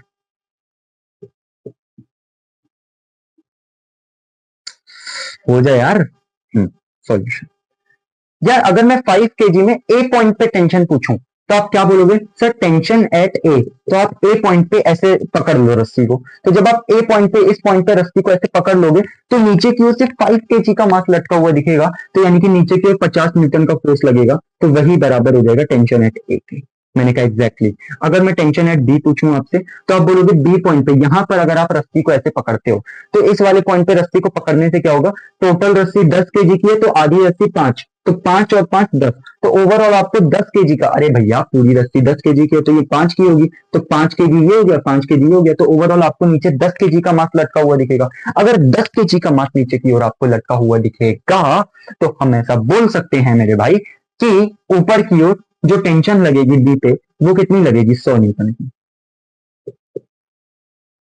ठीक है, ऐसी अगर मैं बात करूं टेंशन एट सी बताओ, तो आप क्या बोलोगे, सी पॉइंट पे रस्सी को अगर आप पकड़ोगे तो 10 और 5 15 केजी टोटल नीचे लटका हुआ दिखेगा, तो ओवरऑल 150 न्यूटन की टेंशन एट सी आ जाएगी। उम्मीद है ये तीनों पॉइंट आपको क्लियर हो गए। मैंने कहा डी ई एफ बताओ, तो टेंशन एट डी कितना होगा, तो आप सर समझो डी पॉइंट पे जब आप रस्सी को पकड़ोगे तो 10 केजी ये हो गया, 10 केजी स्ट्रिंग हो गया, 10 और 10 20 और 5 केजी ये हो गया 25, तो 25 न्यूटन का 25 किलो का मास लटका हुआ दिख रहा है, तो नीचे लगेगा 225 न्यूटन, तो वही आ जाएगा हमारा टेंशन 225 न्यूटन, क्योंकि नीचे वाला फोर्स बराबर ऊपर वाला फोर्स होगा। मैंने कहा ई पे बताइए, तो सर पूरी रस्सी तो मासलेस है, तो जो डी पे होगा वही ई पे होगा। अरे ई से पकड़ोगे तो भी तो आपको ओवरऑल 10 10 20 और 5 25 केजी लटका हुआ दिखेगा, और एफ से पकड़ोगे तो भी 25 केजी लटका हुआ दिखेगा। क्यों? क्योंकि ये वाली रस्सी मासलेस मान ली है मैंने, तो मतलब जो टेंशन डी पे होगा वही ई पे होगा वही एफ पे होगा, तो टेंशन एट डी बराबर टेंशन एट ई बराबर टेंशन एट एफ। तो ये कहानी है मेरे भाई। उम्मीद है आपको ये चीज बिल्कुल बढ़िया तरीके से क्लियर हो गई। ठीक है, समझ आए तो यार हार्ट वार्ट दे देना कमेंट में। तो मेरे भाई अभी तक बहुत बेसिक बेसिक खेल लिया, अब थोड़ा नेक्स्ट लेवल पे जाते हैं। ठीक है, थोड़ा सा हाई लेवल की चीजें समझते हैं। मैंने कहा समझो, अब थोड़ा सा अपर लेवल पे बात करते हैं। मैंने कहा क्या, कि सर अब मैं आपको सबसे पहले तो यार वो इक्विलिब्रियम वाली बात बता देता हूँ। इक्विलिब्रियम, ठीक है, इसको सेंटर ऑफ मास में भी पढ़ेंगे, इक्विलिब्रियम का पूरा डेप्थ में मतलब क्या होता है। लेकिन अभी बस आप इतना समझो कि सर इक्विलिब्रियम का मतलब होता है नेट फोर्स जीरो, कि किसी बॉडी पे नेट एक्सटर्नल फोर्स या नेट फोर्स जो है किसी बॉडी पे एक्सटर्नल भाग में, किसी बॉडी मतलब उसको आप अभी इग्नोर मारो, किसी बॉडी पे अगर नेट फोर्स जीरो है, किसी बॉडी पे अगर नेट फोर्स जीरो है, तो हम बोलेंगे कि वो मेरे भाई इक्विलिब्रियम पे। अब आप बोलोगे नेट फोर्स जीरो होने का क्या मतलब है, कि एक्स में जो है फोर्स बराबर वाई में जो है फोर्स बराबर जेड में जो है फोर्स, ये सब के सब जीरो होंगे।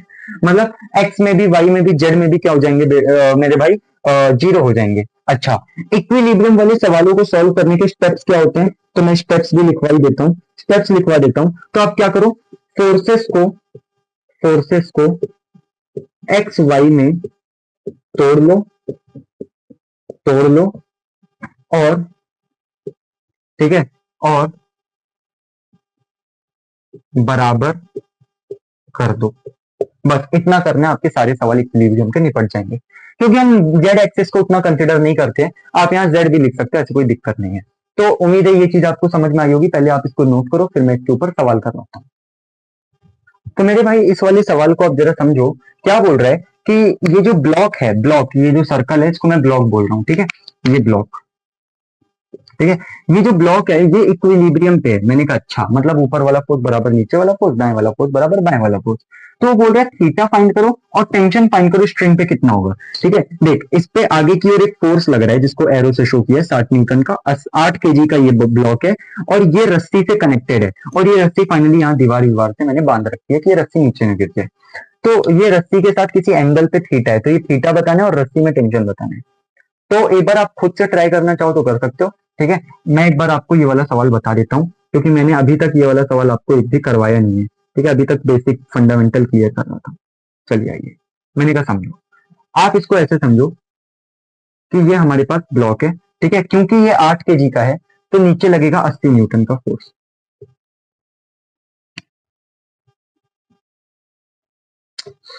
क्या हो रहा है इसे, 80 न्यूटन का फोर्स।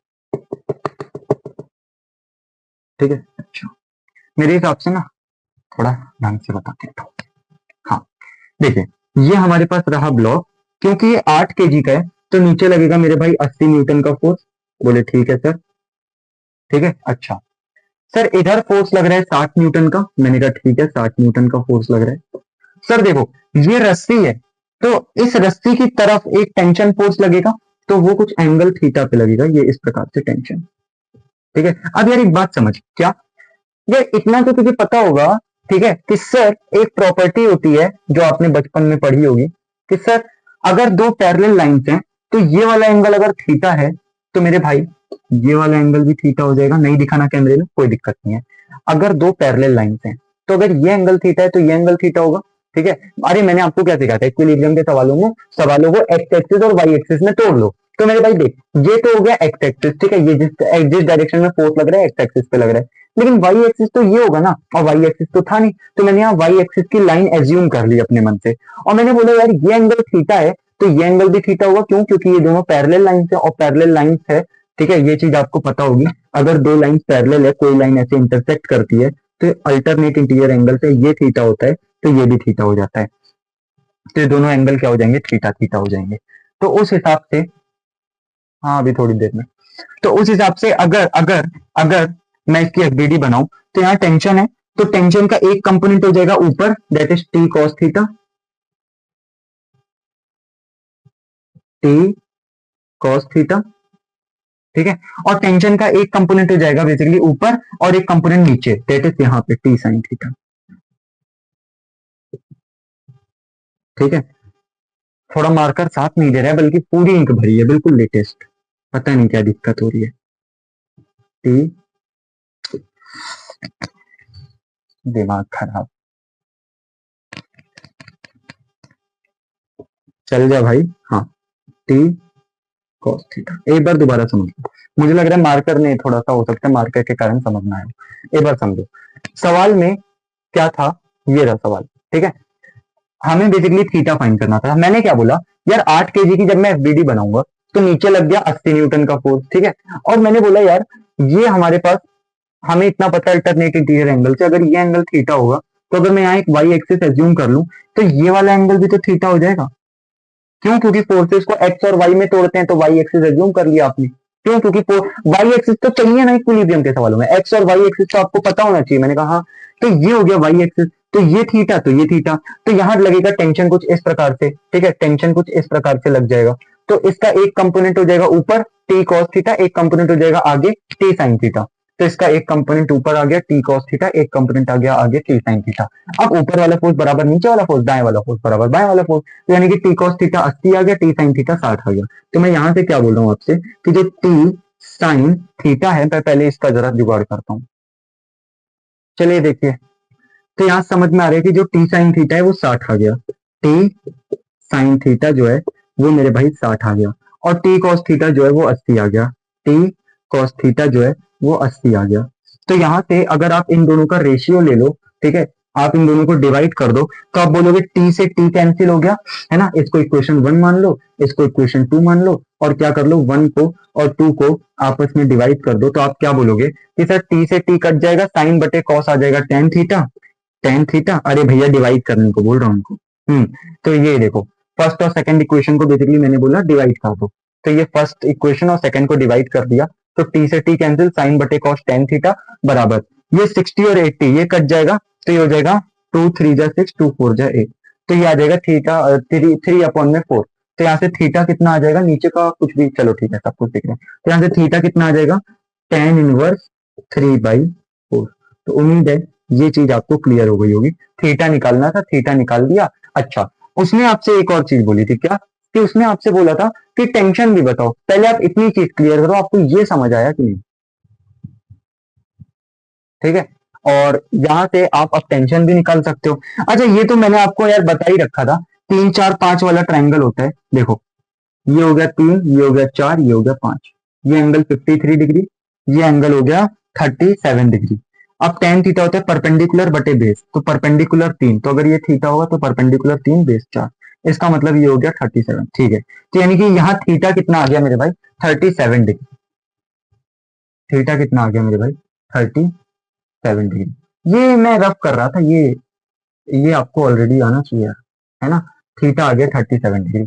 जैसे ही थीटा 37 डिग्री आ गया, तो टेंशन में अगर आपसे पूछूं, तो आप बोलोगे टेंशन आ जाएगा सर 60 अपॉन में साइन थीटा, और थीटा है 37, तो साइन 37, और मैंने कहा साइन 37 कितना होता है, तो आप बोलोगे 3/5, तो ये आ जाएगा 3/5, 5 ऊपर चला गया, ठीक है, 5 ऊपर चला जाएगा, तो ये हो जाएगा 3 2 जा 20, और ये हो जाएगा 100, तो टेंशन आ जाएगा मेरे भाई 100 न्यूटन का। तो ये सवाल उम्मीद है आपको समझ में आ गया होगा, ठीक है, ये सारी चीजें मैंने बहुत ढंग से समझाने की कोशिश की है। यहाँ पे देखो क्या बोला मैंने, देखो टेन थीटा 3/4 था, तो मैंने बोला ये 3 ये 4 ये 5, अगर इसको मैं थीटा बोल दूं, ठीक है, तो थीटा 3/4, tan थीटा लगाओ तो वो 3/4 आएगा। तो हमें पता है 3 4 5 वाले ट्रायंगल में 5 और 3 के बीच में एंगल होता है 53 डिग्री और सामने वाला एंगल होता है 37। तो ये थीटा क्या था 37। तो मैंने डायरेक्ट tan थीटा 3/4 से थीटा 37 बोल दिया। जैसे ही थीटा 37 आ गया तो यहाँ से टेंशन निकालना था, तो मैंने कहा या तो फर्स्ट इक्वेशन को पकड़ो या तो सेकंड को। मान लो मैंने फर्स्ट को पकड़ लिया तो t क्या आ जाएगा 60 अपॉन में साइन थीटा। तो 60 अपॉन में साइन थीटा 3/5 है ना, वो करा तो 3/5 अपॉन में जो 5 था वो ऊपर चला गया और इसको सॉल्व करके 100 न्यूटन का फोर्स आ गया। करते हैं जो कि काफी बढ़िया सवाल है। ठीक है, रुको पहले मैं गेट वेट बंद कर दूं। हाँ, तो ये सवाल क्या है एक बार गौर से समझना। मैं पहले सवाल नोट कर ले रहा हूं कि हमारे पास सर इस प्रकार का सेटअप है। ठीक है, अच्छा इस प्रकार का सेटअप है। ये वाला एंगल पहले मुझे ड्रॉ करने दो, 53 डिग्री है। ये वाला एंगल मेरे भाई 37 डिग्री है। बोले ठीक है। Find force apply by both incline plane. तो सवाल है फाइंड, पहले मैं नोट कर लूं, force applied by both inclined plane. देखिए मेरे बच्चों, है क्या सवाल? सब कुछ clear, everything is okay, I hope so. तो सवाल क्या है यार कि हमारे पास एक तरीके से स्फेरिकल सरफेस है, ये एंगल 37, ये एंगल 53 डिग्री। तो हमें बेसिकली क्या बताना है, force apply by both incline plane. दोनों इंक्लाइन प्लेन पे जो इस पे फोर्स अप्लाई किया है, दोनों इंक्लाइन प्लेन पे इस पे कुछ ना कुछ नॉर्मल फोर्स लगाया होगा। बोले हाँ सर, तो वो फोर्स की वैल्यू क्या होगी वो आपको बताना है। मैंने कहा ठीक है, ठीक है। अरे यार, इंक्लाइन प्लेन इस पे एक नॉर्मल लगाएगा, ये वाला इंक्लाइन प्लेन इस पे एक नॉर्मल लगाएगा, तो नॉर्मल की वैल्यू बतानी है।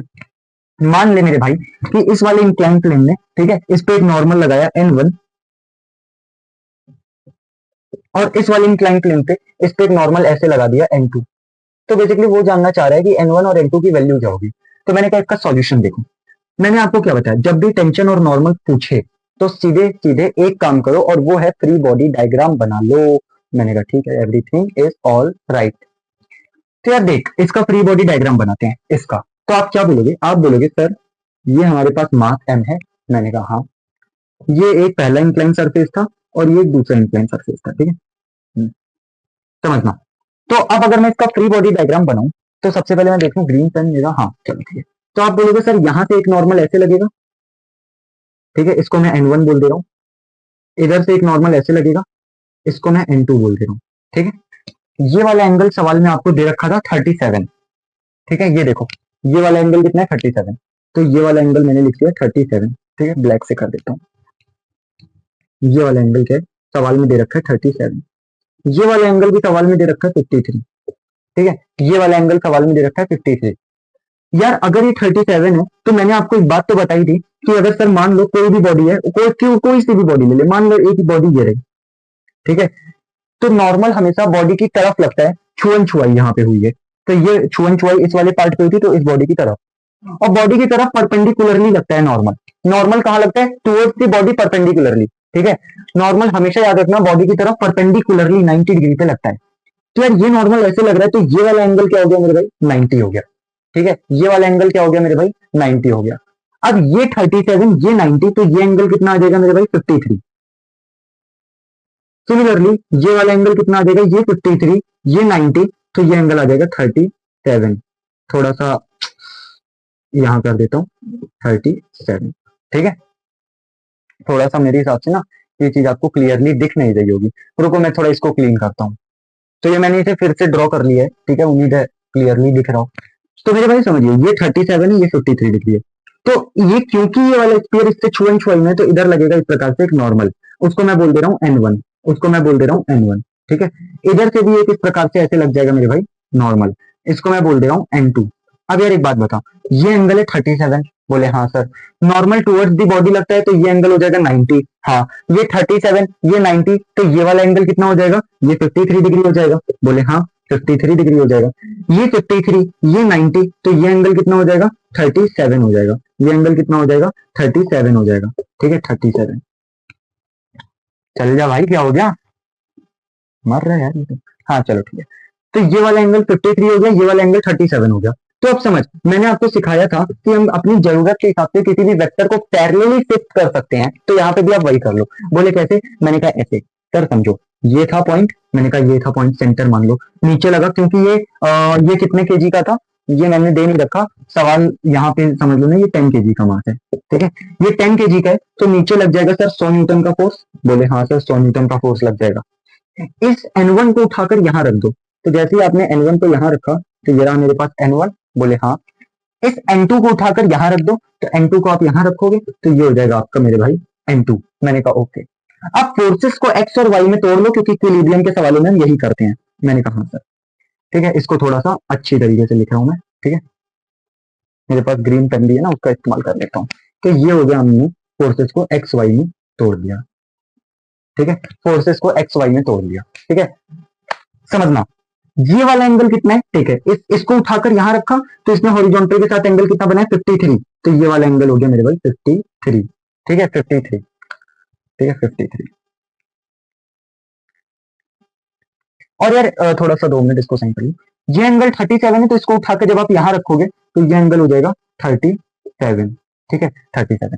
तो ये एंगल 53, ये एंगल 37, ठीक है, चलो इतना क्लियर हो गया। तो अब एक बात समझना, N1 का एक कंपोनेंट इधर आ जाएगा, that is N1 cos 53। N1 का एक कंपोनेंट ऊपर चला जाएगा, N1 sin 53। N2 का एक कंपोनेंट नीचे आ जाएगा, that is N2 cos 37। N2 का एक कंपोनेंट ऊपर चला जाएगा, दैट इज यहाँ पे ये वाला कंपोनेंट एक और ऊपर चला जाएगा, तो वो हो जाएगा हमारे पास N2 sin 37। और नीचे 100 न्यूटन का लग रहा है, तो यानी कि N1 sin 53 plus N2 sin 37, N1 sin 53 plus N2 sin 37, N2 sin 37, ये बराबर आ जाएगा मेरे भाई 100 के, ये बराबर आ जाएगा मेरे भाई 100 के। और N2 cos 37 N1 cos 53 के बराबर आ जाएगा। क्या बोला मैंने, N2 cos 37 बराबर N1 cos 53, ये चीज हो गई सर। तो यहां से आपने 2 इक्वेशन बना ली, पहली इक्वेशन ये रही, दूसरी इक्वेशन ये रही। अब हमें बस इन दोनों को सॉल्व करना है, ठीक है। हो सकता है किसी को कम समझ में आया हो, तो मैंने इस ब्लॉक को उठाया, इसकी एफबीडी बनाई। जब इसकी एफबीडी बनाई तो क्योंकि ये 10 केजी का था, ठीक है, यहां मैं लिख देता हूं 10 किलोग्राम, ठीक है, तो इस पे नीचे की ओर लगा 100 न्यूटन का फोर्स, वो रहा ये, ठीक है। अच्छा, एक फोर्स देखो, N1 को उठाकर यहां रख दिया, तो यहां रख दिया, तो इसका एक कंपोनेंट इधर आया, इसका एक कंपोनेंट ऊपर गया। N2 को उठाकर यहां रख दिया, एक कंपोनेंट आ गया इसका इधर, एक कंपोनेंट ऊपर। ऊपर वाले फोर्स बराबर नीचे वाले फोर्स कर दिए, दाएं वाले फोर्स बराबर बाएं वाले फोर्स कर दिए, दैट इज इट। इससे ज्यादा कुछ भी नहीं है।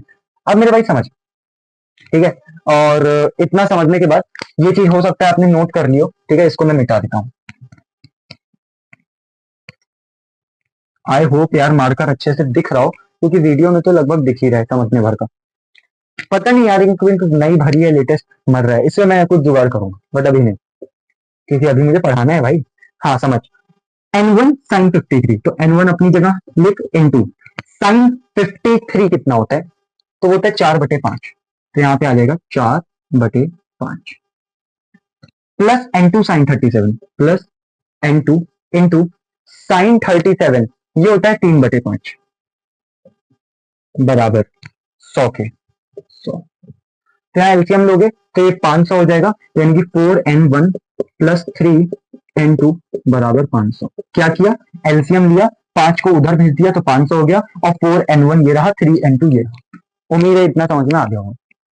ये चीज देखना यार, N2 अपनी जगह, इंटू cos 37 है यहाँ पे, क्या है मेरे भाई, cos 37 है यहाँ पे, तो cos 37 क्या होता है 4/5,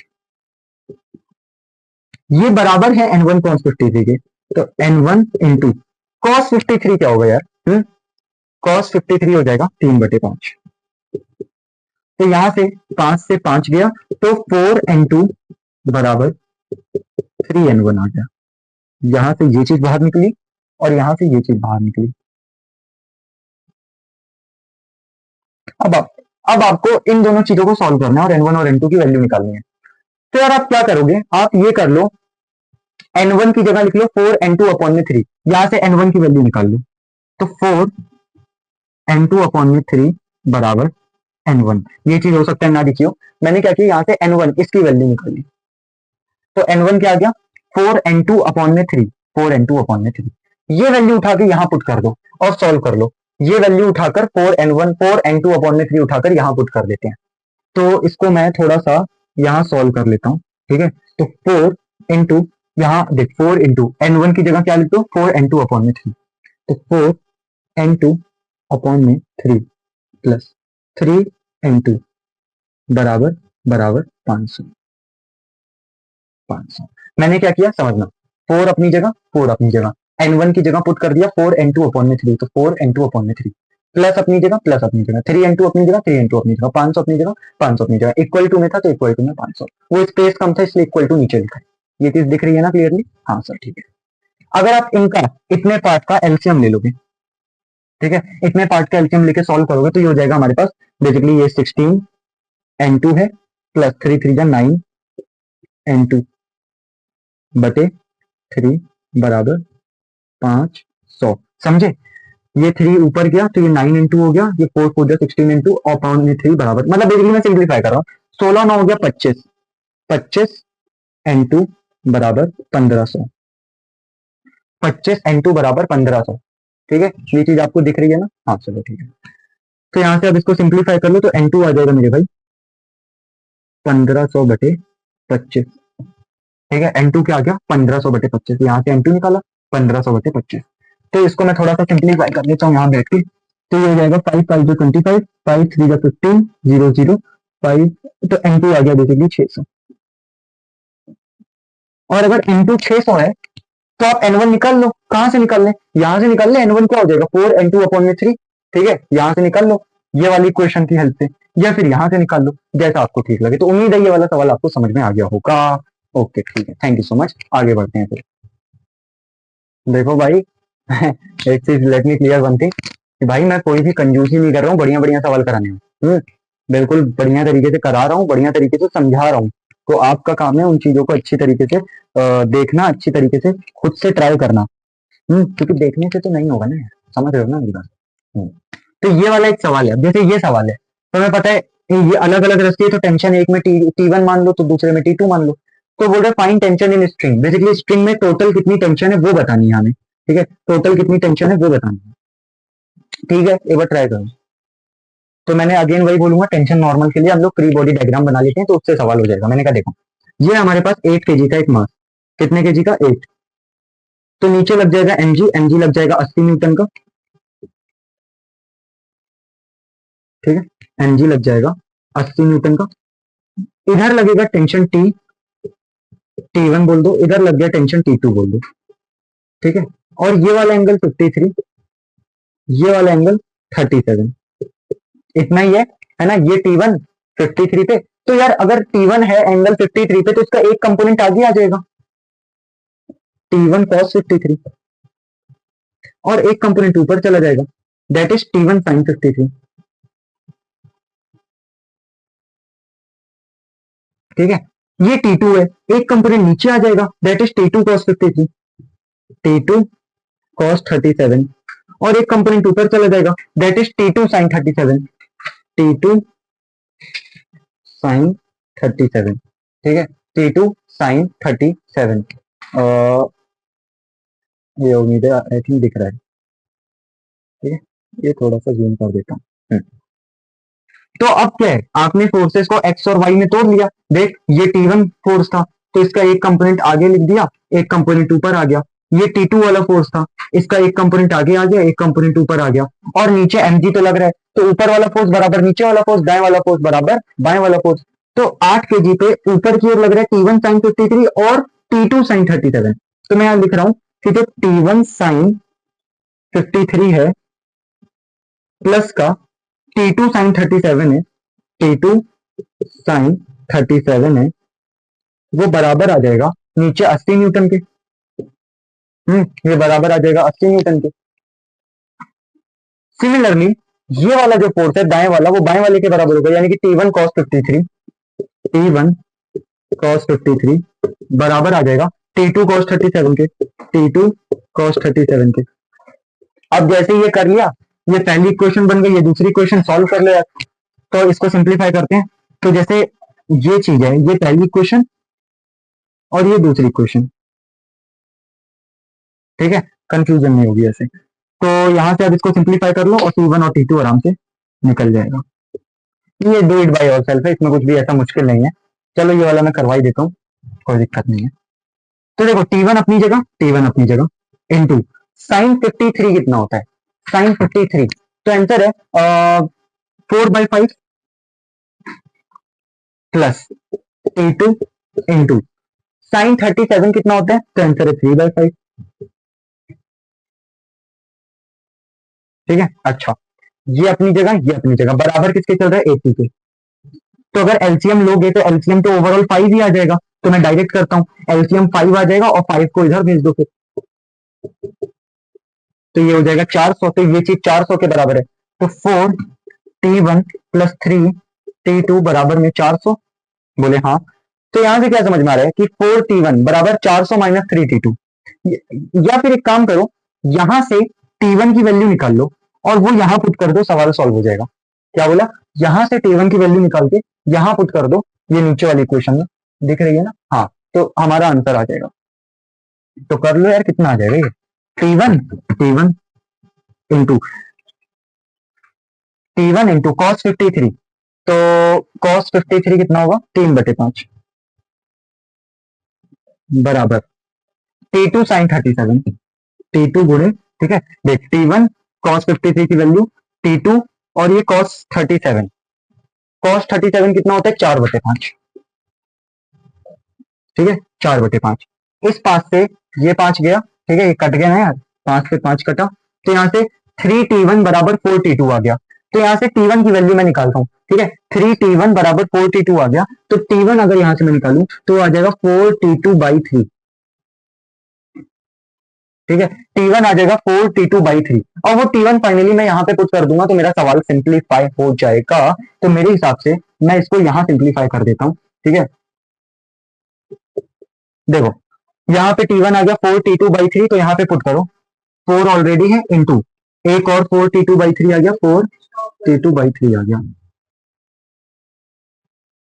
तो यहाँ पे 4 अपनी जगह, T1 की वैल्यू हमने निकाल दी थी, T1 था 4T2/3, वो यहाँ पुट कर दिया, ठीक है, प्लस, प्लस क्यों, क्योंकि यहाँ प्लस था, 3T2 बराबर बराबर 400, बराबर 400, तो यहाँ पे पुट कर दो 400, ठीक है, इसको सिंप्लीफाई कर लो, तो ये आ जाएगा 3 4 जा 12, 12 4 जा 48, T2/, क्या कर रहा हूं मैं, इसको एलसीएम लेना पड़ेगा ना, तो 16T2 प्लस 3 3 जा 9T2 बराबर, वो 3 उधर चला जाएगा तो 1200।